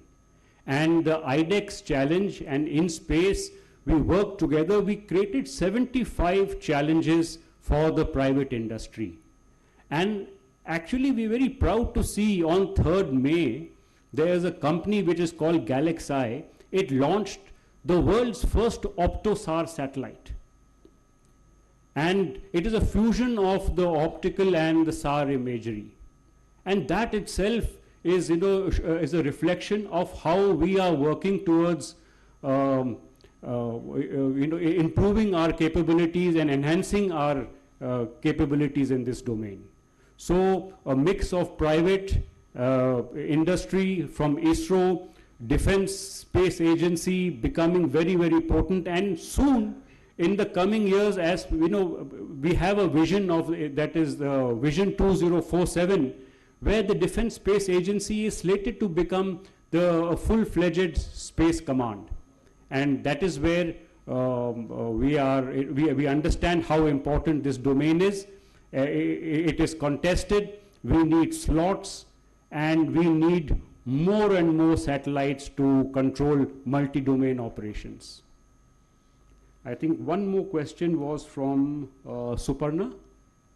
You asked about AI-enabled tools. So, you see, cognitive domain is also one of the newer domains of warfare over and above land, air, and sea, which were the earlier traditional domains. So, we are seeing that this is a battlefield, the mind is a battle space on its own. And towards this, the defense space, strategic communication division is to be raised and may become an agency later. So we find that this narrative, the false narrative which is on the internet, is a issue which needs to be tackled, and to convey our point of view too. So the biggest challenge we find is that to get the narrative which is being peddled, find out those handles, find out those areas, and that is where AI is being enabled. While the technical details are, I would not like to bring out how it does it, but we need to identify these handles, these narratives, the stories, and then put it right in the correct perspective. So towards that, we are in the process of rolling out such AI tools. Thank you, sir. I think we can have 5, 62 and 84, please. I think last set. Hi, sir. My name is Jugal. I'm reporting for the BBC. I have one question and 2 clarifications. The question is, the question actually is to General Ghai. It was mentioned that there was a DGMO to DGMO conversation on the 10th of May, after which the cessation actually took effect. Now, this is something that the Pakistani side contests, and they in fact say it was the other way around, that the request came from Indian side. Because there has been so much emphasis on evidence, on putting hard data out there, I'm just wondering whether India is contemplating putting out evidence or maybe recordings of that what India says happened. Is there any move to that effect? And the clarification is actually on what my colleagues asked to General Ghai, which is the Pahalgam incident that took place. Was there any accountability fixed for what took place there? Because many family members of those who were killed did say that there was no help available to them for a very long time post-incident. Is there any accountability fixed? And on the question that my colleague asked, Air Marshal Bharti, on the damages, because we had a statement from the CDS, I think immediately after the conflict, that there were some initial tactical mistakes made and conversations on aircraft losses. I'm just wondering if there's a change of mind on giving any details on that aspect. Thank you. Next, please. Hi, sir. I'm Javeria Rana from the New Indian Express. My question is that, Sindoor has established, it's a question to all of you, Sindoor has established BrahMos as a phenomenal precision strike system, but considering the cost and high cost and sustainment factor, and especially in a sustained conflict scenario, what alternate options is the military working on or looking at? We had 84 also. Sir मैं संदीप हूँ INS से. Sir मेरा सवाल घाई sir और Bharti sir से एक कि जो लेसन्स किसी भी वॉर से लिए जाते हैं, तो ऑपरेशन सिंदूर से जो लेसन्स लिए गए उसको कुछ को इम्प्लीमेंट किया गया ठीक करने के लिए, कितने ऐसे लेसन्स हैं जो कि अभी इम्प्लीमेंटेशन के लिए बाकी है? और DGNO सर से मेरा सवाल है कि सर काफ़ी लंबे समय के बाद ये देखा गया है कि जो वॉर जो है वो एयर और लैंड की जगह अब सी में भी शुरू है, और जिस तरीके से हमने US का और ईरान के बीच में देखा, और सबमरीन का भी यूज़ हुआ जिसमें ईरानियन वॉरशिप को गिराया गया, ये पहला मौका इतने टाइम बाद इस तरीके की चीज़ें देखने को मिल रही है. तो अब इंडियन नेवी के किस तरीके से तैयार हो रही है, क्योंकि चाइना और पाकिस्तान दोनों एक दूसरे को स्पेशली नेवल वॉरफेयर में भी जो है सपोर्ट कर रहा है. अभी रिसेंटली एक सबमरीन भी दी गई है. Anybody has got any related question, please keep your question short. If it is related, please that side. Please keep it short so that we can... Sir, this is about the post-operation defense acquisition strategy as well, because as Air Marshal Bharti said that aerial superiority has been established, but we have seen in the recent wars that numerical superiority is also a very valid domain in terms of smaller drones, smaller missiles that can overwhelm your air defense systems. And also for the naval unmanned naval system, naval drones as well. So is there a long-term defense acquisition, change in defense acquisition strategy, given the fact the recent wars are taking place and Operation Sindoor as well? 13 number आपका question I think general Ghai से था, वो answer नहीं हुआ, आप दोबारा बता सकते, रिक्वेस्ट कर सकते हैं. Akshay Dongre from DD news. Agniveer ना? I'll answer. The Betty, please sir. So one question related to this, Snehisha from the print. So post-op Sindoor, there have been structural changes that have been made to the Pakistani military. They have undertaken certain changes. They've brought in the rocket force, the army rocket force, as well as created the post of the CDF. You know, they've streamlined certain decision-making process, making it linear. So how does the Indian military look at this, and what are we doing to counter them? At the same time, Air Marshal Bharti, so you headed the operations, the air operations. You've seen what we have, what we don't have, and what they have and what they don't have. Now you've become the deputy chief in charge of the procurements in the Air Force. What are the priority areas for you as far as the Air Force, strengthening the capability of the Air Force is concerned on the procurement front, sir? Thank you. Sir, one related question to Singh's question, sir. I'm Ajit Dubey from ANI, sir. Sir, just a small comment from General Ghai. How do you see Asim Munir rewarding himself for the loss in Operation Sindoor and promoting himself as Field Marshal? Okay, first, Jugal, DGMO to DGMO. Look, contrary to belief, this is not a new phenomenon. It's not as if during Operation Sindoor, the Pakistani DGMO picked up the phone and spoke to the Indian DGMO. This has happened in the past. There is a hotline functional today. Representatives from both the directorates speak every week to resolve essentially problems on the line of control. The fact that that medium was used is known. If you're asking me, are we going to try and put out evidence? I don't think that's necessary. There is no such plan. If they want to live in a world where they want to bury their head in the sand and say all is well, they can be our guests. I don't think any evidence is required.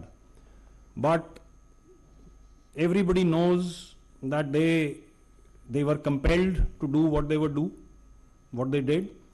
I think Air Marshal Bharti gave out the stats of what happened. I substantiated that by what happened on the line of control. So I think it is an operation that achieved total surprise. We inflicted damage on all of less than 90 hours.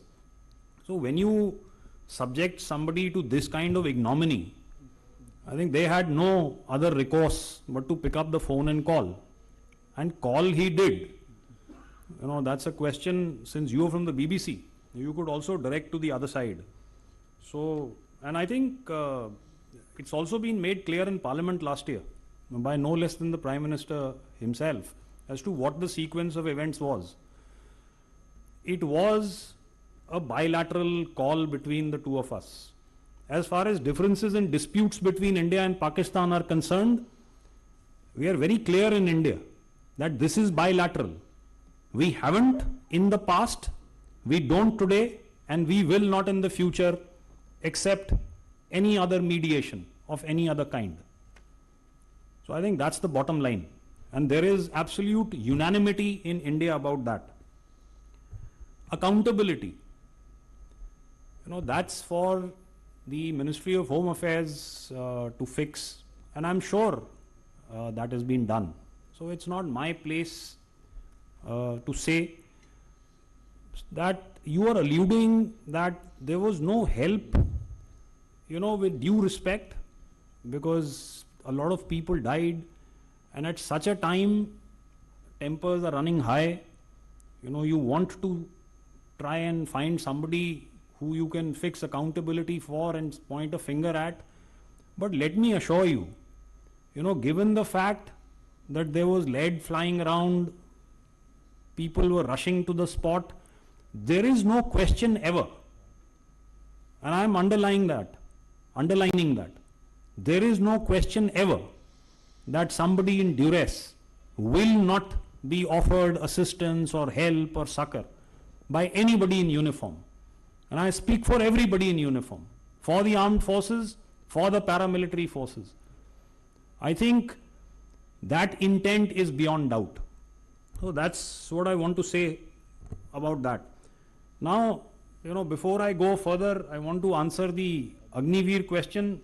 Yes, very much a part of the Indian Army. Yes, many Agniveers have proven themselves in the battlefield. They were part of Operation Sindoor last year. There are other areas in which many of them have distinguished themselves. There are terms and conditions that are laid out. And those, I think the government has also said, will be reviewed from time to time. And that is the status. where that is concerned. Lessons of Operation Sindoor, how many have been implemented? The number is not important, but the intent, ladies and gentlemen, is, and we've already given you the direction in which we are moving. Please be rest assured that every lesson worth imbibing will be implemented and capability will be enhanced. So that's a process that is going on in all earnest. So I think there are other questions about numerical superiority, which I think Air Marshal Bharti will answer. About structural changes, Snehesh, I'll take that on. I think Zubin can answer that. About structural changes in Pakistan, Zubin will answer that. And I'll now hand over to Air Marshal Bharti. Before that, about Field Marshal Munir promoting himself. Well, what can I say? That is for them to answer. We've looked at that process with some kind of amusement. Okay, Mr. Jugal, now coming back once again, we have talked about it, okay, what losses they inflicted, okay, in the initial narrative only I have told, okay.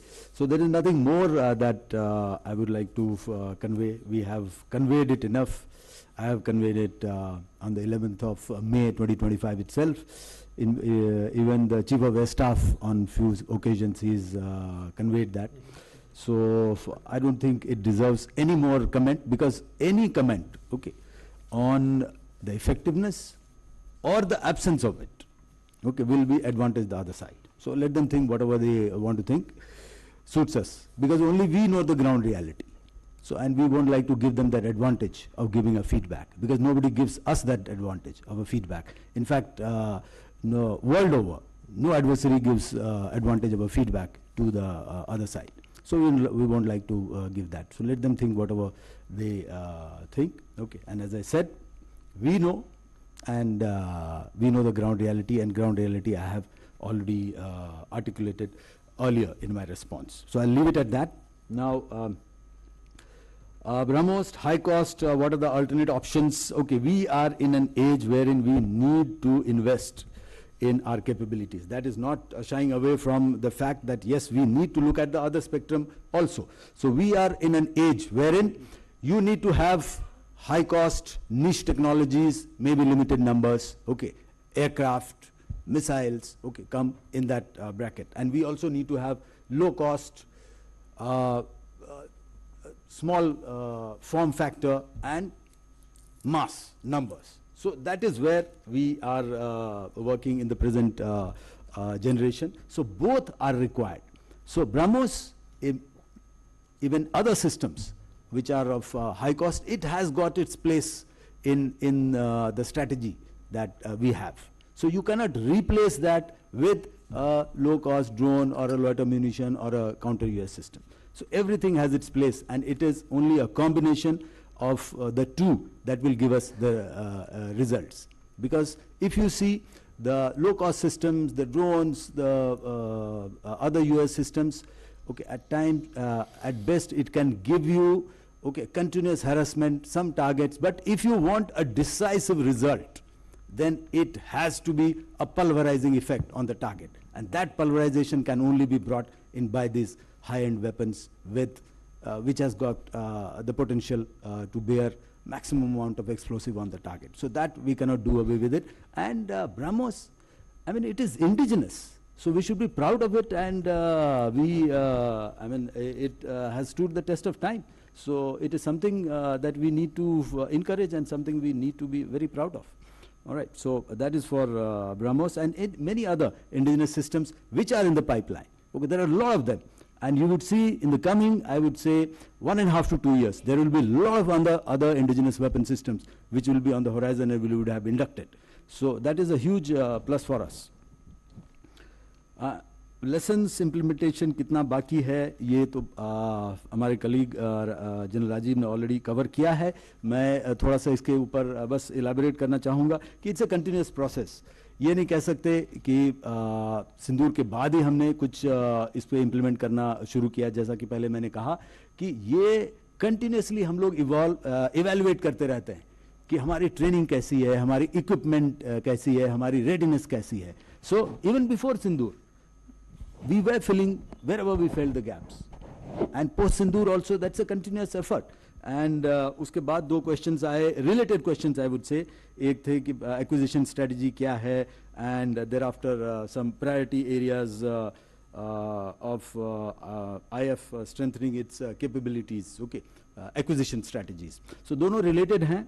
So acquisition strategy यही है कि जो कुछ हमने देखा कि capability हमारे पास सारे थे, लेकिन जितनी क्वांटिटीज में होने चाहिए थे वो नहीं थे। जैसे इनेबलर्स की बात करें, ISR, इंटेलिजेंस सर्विलेंस रिकॉनेसेंस, बहुत इंपॉर्टेंट है। यदि हम देख नहीं सकते, इंटेलिजेंस हमारे पास नहीं है, तो हम टारगेट क्या करेंगे? So we need to beef up our ISR capabilities, which is happening. Enablers, आप एवैक्स, AWC की बात करें, उस पर भी काम हो रहा है, और आप लोगों ने न्यूज़ में देखा ही होगा कि हमने DSC ने अप्रूव किया है, and we are going in a big way for these enablers. Flight refilling aircraft, uski RFP already out hai, and very soon we will be going ahead with these acquisitions. So enablers are one thing which act as force, force enhancers, force multipliers. We are looking in a big way in enhancing the number of our enablers. Then what procurement strategy, acquisition strategy, we also saw that we need drones in US in large numbers. So we are looking at it, and there is a lot of incentive from the government of India. The PLI scheme hai, IDEX hai. So to bring in our own players, MSMEs, encourage them and get them going into this field. Because when we require it, we will need scalability.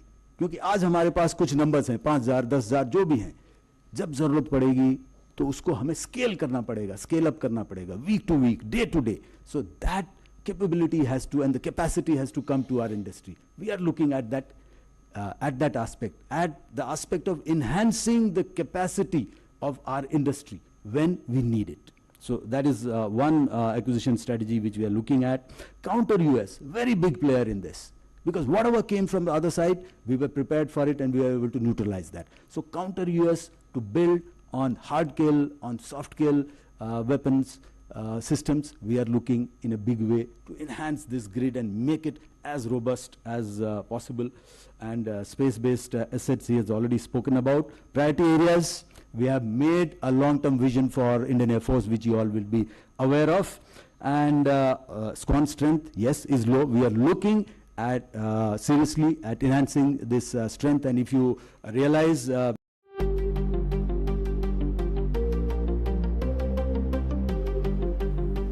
लोग बहुत ज्ञान देते हैं, पर बोला है कभी पौधों को which way to grow, या हवा को which way to blow?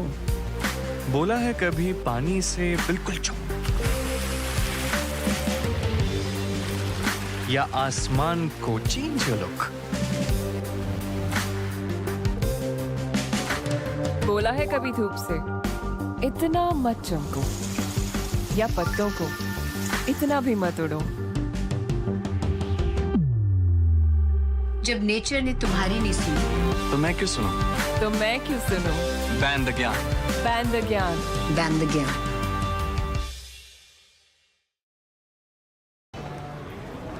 भाई 600 रुपये। इतने पेमेंट ऐप्स पर सेफ कौन सा? अरे सेफ्टी की चिंता तो स्विच टू भीम, एकदम सेफ और भरोसेमंद। रिवॉर्ड्स भी मिलते रहते हैं। पाओ 20 रुपए का कैशबैक 20 रुपए से ज्यादा की पहली पेमेंट पर। भीम ऐप से करो पे। It's the my way. We are working on first flight. It should be in near future, and AMCA, of course, as I said. So those are the indigenous systems. So fill in the gaps, enhance the SCON strength, and look at indigenous systems. Same time, look at indigenous weapons, which we have talked about, and indigenous electronic warfare systems, which also is being looked at. Thank you. Snesh had asked about the structures, what Pakistan has created after Op Sindoor In a way, Snesh, it's a indicator of firstly creation of a Army Rocket Force Command, of how hard he was also hit. Whereas our structures, the Defense Secretary, I think on the 30th, during the leadership summit in ANI, had spoken about the need for we to have a kind of a conventional missile force and structure. So I will leave it, he brought out that there is a paradigm shift from the usage of such missiles from the strategic, so that paradigm has shifted, and therefore that there's an emerging rationale to create such structures, and what structures will emerge is something of a debate which is happening, and I will leave it at that. But what I want to highlight is, firstly, in terms of Pakistan, you said he has created some structures. We know what his capabilities are. We know exactly what he has. So whatever structure he creates, we know what he has to bring against us. In terms of our own capabilities, we are enhancing our own capabilities to go beyond what we have existing. We are looking at a wide spectrum of ranges, a wide spectrum of trajectories to operate in all domains, and therefore this capability is what we are developing as we speak. We are not waiting for some structures to be formed, which will take its own time, and that is being debated. So we are looking at capability development.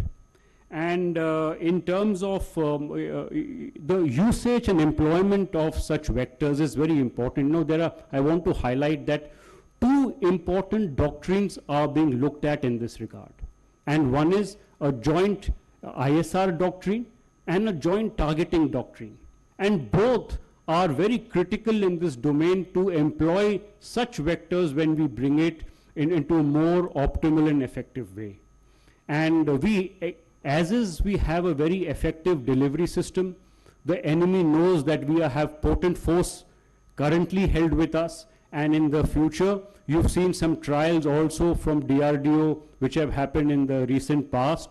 So these are all kind of vectors that we are now looking at, and we have a very efficient decision making and delivery system in place as we speak. I think it's time to close now, and we thank all the media people. Navy, I forgot your name. Sandeep. So Air Marshal Bharti briefed you on the procurement part. I just want to give two more. I think it's very, very pertinent questions which you asked, both and related to BrahMos and the drone part. And you have hinted, and in your question in itself you have given suggestions to us. And you are right that we would not like to put all eggs in one basket, but we fight with what we have. And BrahMos, as Air Marshal Bharti said, there are alternate 1 to 2 years. We have other mix of long-range vectors which we are looking at engineers development taking place. Same thing about the drone question, very pertinent to a question asked, what is related to policies, procurement, how we are going to. And for that, the government is working out, and the gestation period from the conceptualization of a platform, how to induction that compressing the timelines, that is being worked out, and that solution will come through. Moment we have Atmanirbhar, definitely we will have much more control our indigenous industry, so that aspect will be Sandeep, yours is a very good observation, and this is after a very long time we see so many number of aircraft carriers there in the Indian Ocean region, carrier battle groups. Till 5th May or 6th May, there were 3 carrier battle groups operating in Indian Ocean region. That was Abraham Lincoln, George Bush, and Gerald Ford. Gerald Ford has left, and now French Charles de Gaulle has entered Indian Ocean region. But that is what media shows you. But I can assure you, in this war, all domains, air, physical, land, if you ask about Army, you ask about troops at the 82nd Airborne Corps, 101 Corps, your mountain brigades, Army Rangers, Delta Force, a number of fighters which are Air Force, 100, 150 fighters. So all kinds of things are happening. and all it's a multi-domain operations, and all forces comes into play. It's not individual one service which comes into play, but visibility is much more there. But also you would see that in Houthi, when attack happened and Red Sea, Gulf of Aden, you would find that the merchant vessels and the seafarers, the threat was there. Again, the carrier battle groups were brought in, and again in this time the carrier battle group, as I mentioned, that there are inherent strength of this. So what we are doing to enhance our capability, and it's an ongoing process, we look at in mixed acquisitions in terms of whether it is a balanced mix, that is subsurface, surface, air, whether it's space-based surveillance as a cyber capability, all these things, including cognitive warfare, uncrewed assets. We look at a balanced mix of platform to undertake multi-domain operation together as an integrated joint operation. Towards that, lots of acquisition is happening. And you also mentioned about Western adversary getting one submarine. All assets, long-term assets. It's in our horizon, short-term, long-term, how to tackle those things. We are keeping this thing, and that's why we would always like to maintain a conventional superiority against our Western adversary. And you talked about the Northern adversary. There are ways and means of handling things, and that could be in terms of asymmetric mindset, asymmetric capability, pinpricking. There are many, many ways of doing it, and that we are prepared for that also in the long term. I hope I have answered your question. Thank you. Thank you so much, sir. We come to an end of this press conference. We thank you all for coming all the way from Delhi, and especially people from local journalists. Thank you so much. Sir, we have finished, sir. We request the friends from media to please join us for lunch in the officers' mess. We'll guide you for that. Thank you.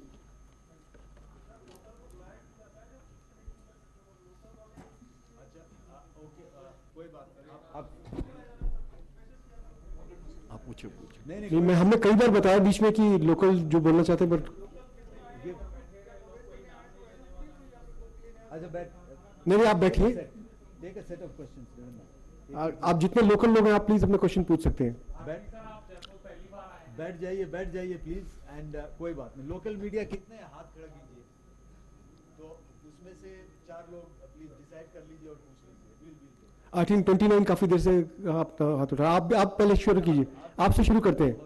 आइए please.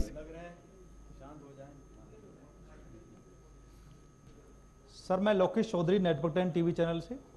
मेरा sir सवाल है, जिस तरह से जो आत्मनिर्भर हम भारत की बात कर रहे हैं, राजीव सर ने कहा कि 65% स्वदेशी जो हथियार हैं हमारे पास हैं, लेकिन विदेशी हथियारों की आत्मनिर्भरता हम कब तक कम कर पाएंगे? साथ ही साथ क्योंकि जिस तरह से जो वॉर देखे जा रहे हैं, क्योंकि कोई स्वरूप नहीं होता युद्धों का, 2 साल चल जाए, 4 साल चल जाए, इसको लेकर हम आत्मनिर्भर कब तक पूरी तरह से हो पाएंगे? क्योंकि मेक इन इंडिया का जो सपना है वो पूरा कब तक हो पाएगा?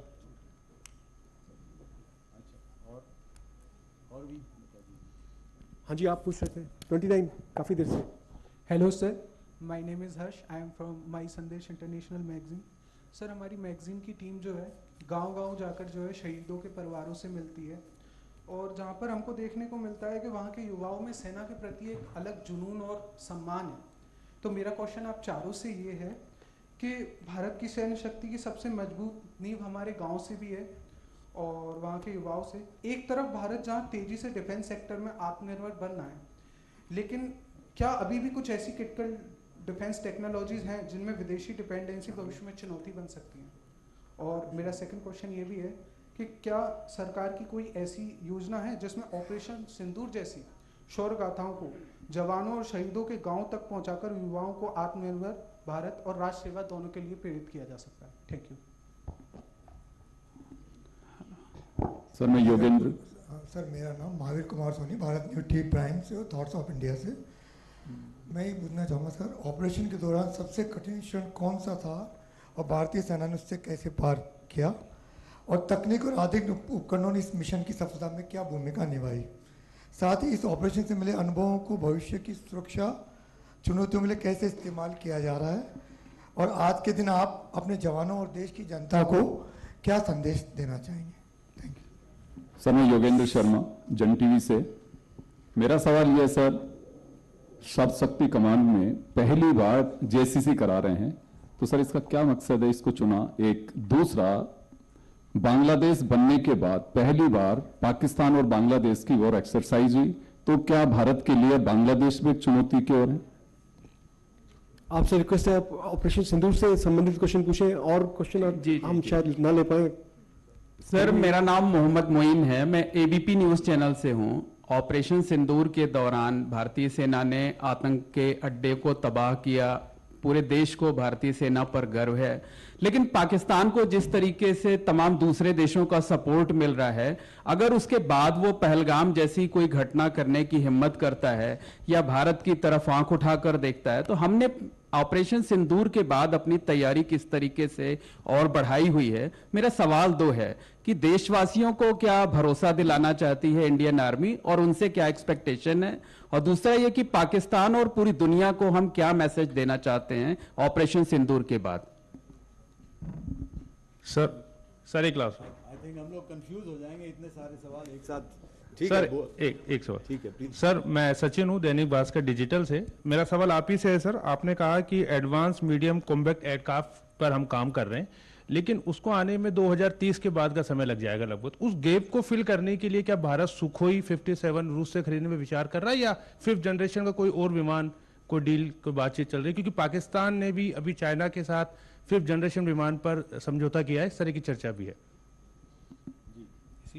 लास्ट सवाल में सर, ऑपरेशन सिंदूर हुआ एक तरफ और दूसरी तरफ भैरव बटालियन देखने को मिली। क्या भैरव बटालियन का अस्तित्व ऑपरेशन सिंदूर से रिलेटेड है और इसे किस तरह की ट्रेनिंग दी जा रही है? मेरे विचार में आप आंसर शुरू कर सकते हैं, प्लीज सर। क्योंकि लास्ट क्वेश्चन का जवाब पहले देते हैं। भैरव बटालियन का रिलेशन ऑपरेशन सिंदूर से और आगे आने वाले सभी ऑपरेशन से है। उनके लिए एक रोल और टास्क जो है वो नियुक्त किया गया है, उसके बारे में मैं नहीं बात करना चाहता क्योंकि वो एक ऑपरेशनल डिटेल है। लेकिन ये एक स्ट्रक्चरल रिफॉर्म है और ये ज़रूर आप आगे देखेंगे, जिस तरह की भी लड़ाई इंडियन आर्मी या इंडियन आर्म्ड फोर्सेस करती हैं, उसमें भैरव ज़रूर एक अहम भूमिका निभाएगा, ये मैं आपको आश्वासन दे सकता हूँ। मेक इन इंडिया, देखिए आज हम सब ने आपको बताया है कि ऑपरेशन सिंदूर में भी काफ़ी सारे जो वेपन सिस्टम्स इस्तेमाल किए गए वो इंडिया में प्रोड्यूस थे। मैं आपको एक और उदाहरण देना चाहता हूँ। ब्रह्मोस के बारे में बात हुई, आकाश सिस्टम्स यूज़ हुए, हमारे कम्युनिकेशन सिस्टम्स, हमारे चीफ ऑफ आर्मी स्टाफ ने भी इसके बारे में बात करी है। एक कम्युनिकेशन सिस्टम जो हमने सिर्फ ऑपरेशन सिंदूर के समय इस्तेमाल किया, उसको रिसेंटली हमने डेवलप किया। तो अगर आप देखें तो हर एक फील्ड में ये प्रोग्रेस हो रही है। ये एक एरिया है जिसमें ओवरनाइट प्रोग्रेस नहीं हो सकती। आप नहीं कह सकते कि कल हम बिल्कुल 100% आत्मनिर्भर हो जाएंगे। एक प्रोसेस है, समय लगता है चीज़ों को डेवलप करने में। कुछ एरियाज़ और चैलेंजेस हैं। एक और सवाल था कि कौन से ये एरियाज़ हैं जहाँ पर ज़्यादा रिलायंस है फॉरेन सिस्टम्स के ऊपर। लेकिन मैं आपको बताना चाहता हूँ कि अगर वो रिलायंस है भी, तो आज हमारी एक कंडीशन होती है, अगर हम कोई फॉरेन सिस्टम यूज़ भी कर रहे हैं तो हम उन्हीं देशों के साथ कोलैबोरेट कर रहे हैं जो कि वो टेक्नोलॉजी शेयर करने के लिए अग्रीएबल, ताकि हम फिर वो टेक्नोलॉजी को यहाँ पे डेवलप कर सकें और उसको इंडिया में बना सकें। तो प्रोसेस चल रहा है। अगर आप 10 साल पहले देखते तो ये परसेंटेज कम था, आज परसेंटेज ज़्यादा है। अगर और 5 साल के बाद देखेंगे तो एक ग्रेजुएटेड और प्लान्ड तरीके से हम आगे चल रहे हैं। रूरल एरियाज़ में ऑप सिंदूर का जुनून, देखिए काफ़ी हमने कोशिश करी है कि ये शौर्य की गाथाएं हम रूरल एरियाज़ में ले जाएं। मुझे ये सुन के, और ज़रूर जो मेरे साथ मेरे कॉलीग्स बैठे हैं उनको भी बहुत अच्छा लगा जब आपने बोला कि बहुत मोटिवेटेड हैं लोग।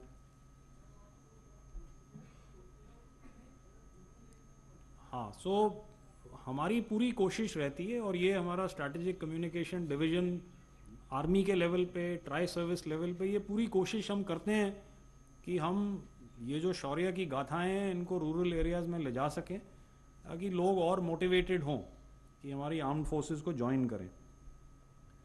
और सबसे कठिन क्षण, इससे पहले कि मैं बाकियों को हैंड ओवर करूं, तो सबसे कठिन क्षण था, हम सब मल्टी डोमेन ऑपरेशंस की बात करते हैं, लेकिन आपने देखा कि एक दूसरे तरीके से हमने इस ऑपरेशन को अंजाम दिया। इस बार हमने डिसाइड किया कि हम टेरर कैंप्स को लाइन ऑफ कंट्रोल या इंटरनेशनल बाउंड्री क्रॉस करे बिना टारगेट करेंगे अपनी तरफ से। लेकिन जब आप इस तरह का ऑपरेशन करते हैं तो आपको उसकी एविडेंस चाहिए होती, जो कि पाकिस्तान के पास नहीं है। उन्होंने बोला हमने ये किया, हमने वो किया, कोई एविडेंस नहीं। आपको एयर मार्शल भारती ने या मैंने या प्रमोद ने वीडियोस दिखाए, वो कैसे आए? कोऑर्डिनेशन करी, आईज इन द स्काई भेजे, एक भेजा, दूसरा भेजा डुप्लीकेट, तीसरा भेजा रिडंडेंसी, ताकि अगर कोई फेल हो तो इस तरह की कोऑर्डिनेशन आप प्लान कर सकते हैं। लेकिन बड़ा चैलेंज है कि आपकी प्लानिंग पूरी मैनिफेस्ट होगी कि नहीं। तो वो क्षण जो था जब मैंने उस ऑप्स रूम में उन गोलों को टारगेट्स के ऊपर जाके हिट करते हुए देखा, तो प्रोफेशनली एक सबसे सैटिस्फाइंग क्षण था। उस वक्त तक वो चैलेंज था, लेकिन जब वो गोले जाके लगे तो वो चैलेंज ओवरकम हो गया। तो कुछ और सवाल आपने पूछे हैं, तो मैं आपको एयर मार्शल भारती को रिक्वेस्ट करूंगा कि वो This is an ad for a free class on data science. And here's why I think this is something that you shouldn't miss. The data science market is booming, growing at 26% every year. And by 2026, India alone has approximately 11 million roles that require data. Chance नहीं मिला है कि नहीं? Yes, okay, good. तो rural areas में पहले इससे शुरू करते हैं। रूरल एरियाज़ में ऑप सिंदूर का जुनून, तो आई एम श्योर आप लोग आज जो प्रेस कॉन्फ्रेंस अभी हो रही है उसको रूरल एरियाज़ में ज़रूर ले जाएंगे, लोकल वर्नाकुलर मीडिया में ले जाएंगे, तो उससे भी इसकी जो जानकारी बढ़ेगी और काफ़ी कुछ होगा अभी आए दिनों में, आप देखेंगे, ओके, कि कुछ रीच आउट किया जाएगा। और तो जुनून तो देखने को मिलता है, और ये बहुत you know it's a great reassuring fact कि स्पेशली हमारे यंगस्टर्स, हमारी युवा पीढ़ी जो है, उनमें इतना जुनून है और वो इतना चार्ज्ड अप हैं। तो that only goes to show कि देश बहुत ही सही हाथों में है। और हमारी युवा पीढ़ी when they connect with what is happening, then you don't have to worry about anything.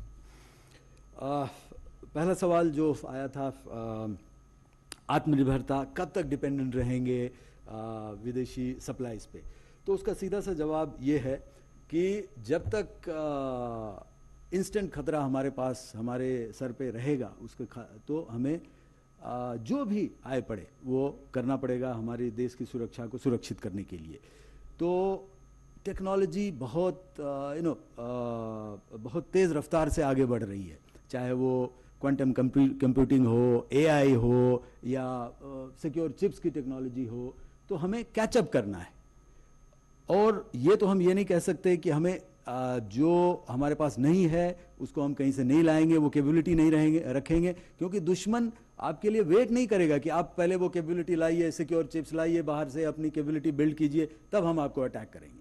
हमें तो हमेशा अटैक के लिए और हमेशा किसी भी स्थिति के लिए तैयार होना है और तैयार रहना पड़ता है। इसके लिए जो भी हमारे पास अवेलेबल है, ज़रूरत है कि जो भी हमारे पास अवेलेबल है उसको बढ़ावा दिया जाए, और जो नहीं है उसके लिए कोशिश किया जाए कि जल्दी से जल्दी वो टेक्नोलॉजी हमारे पास इंडिजिनस टेक्नोलॉजी हो। और जब तक वो नहीं है तब तक हम किसी दूसरे पर, अपने दोस्तों पे बाहर से भरोसा करना ही पड़ेगा, उसमें कोई दो राय नहीं है। सो द रिक्वायरमेंट इज कि अपने इंडिजिनस टेक्नोलॉजी को जितना हम बढ़ावा दे सकें दें, और वो हम दे रहे हैं। यदि आप देखें तो पिछले साल जो 2024-25 का जो वित्त वर्ष था, उसमें हमने इंडिजिनस टेक्नोलॉजी में 1,27,000 करोड़ की इंडिजिनस टेक्नोलॉजी खरीदी है। और कितनी इंडिजिनस टेक्नोलॉजी हमने एक्सपोर्ट की है? 24,000 करोड़। और हमारा लक्ष्य क्या है कि 2029 तक इंडिजिनस टेक्नोलॉजी हम 3 लाख करोड़ उतने की हम इंडिजिनस टेक्नोलॉजी खरीद पाए। और हमारा निर्यात का क्या लक्ष्य है कि हम कम से कम 50,000 करोड़ बाय 2029 हम एक्सपोर्ट कर पाए। तो ये सब जो है ये इंसेंटिव है आत्मनिर्भरता के लिए। लेकिन जब तक हम वहां पहुंचेंगे तब तक कुछ तो करना पड़ेगा, क्योंकि दुश्मन आपके लिए रुकने नहीं वाला है जब तक आप आत्मनिर्भर नहीं हो जाए।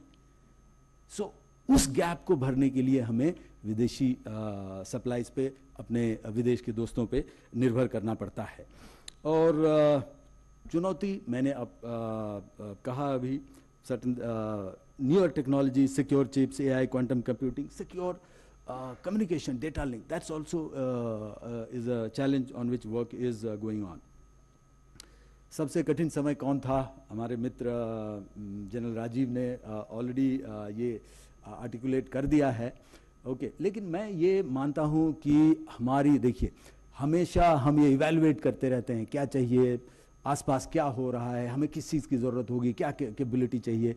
सो यदि ये बात को हम एनालाइज करें कि कोई कठिन समय था क्या ऐसा जिसमें हमें अधीर होना पड़ा, तो उसका जवाब है नहीं, बिल्कुल भी नहीं। हम हमेशा ये इवैल्यूएट करते रहते हैं और हमेशा तैयार रहते हैं कि इस क्षण क्या होगा और इस क्षण हम किस क्षमता से उस चुनौती का मुकाबला कर सकेंगे। तो ये हमारी तैयारी कंटिन्यूस प्रोसेस है।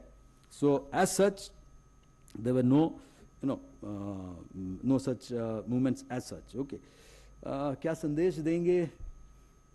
अब आई थिंक तभी पिछले 2 घंटे से हम लोग संदेश ही दे रहे हैं, और 1-2 लाइनों में संदेश देना हो तो भारत की सेना तैयार है।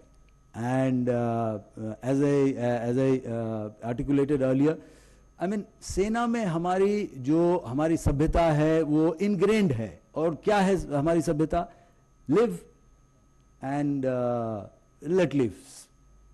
सर्वे, क्या है वो? सर्वे भवन्तु सुखिनः, सर्वे सन्तु निरामया। लेकिन यदि हमारी पीस वो भावना को कोई चैलेंज करता है तो we will come back at him और at those entities with a vengeance. That is the message, that we have the capability. So please don't dare us. Thank you. हो गया, थैंक यू। मैं जवाब दे देता हूँ, 1 मिनट। मैं जवाब देता हूँ। सबके साथ लंच पे हम इंटरेक्ट करते हैं।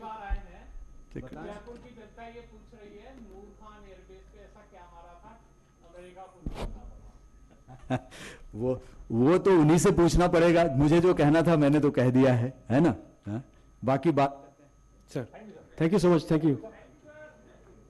Friends from media, please join us for lunch and we can interact again.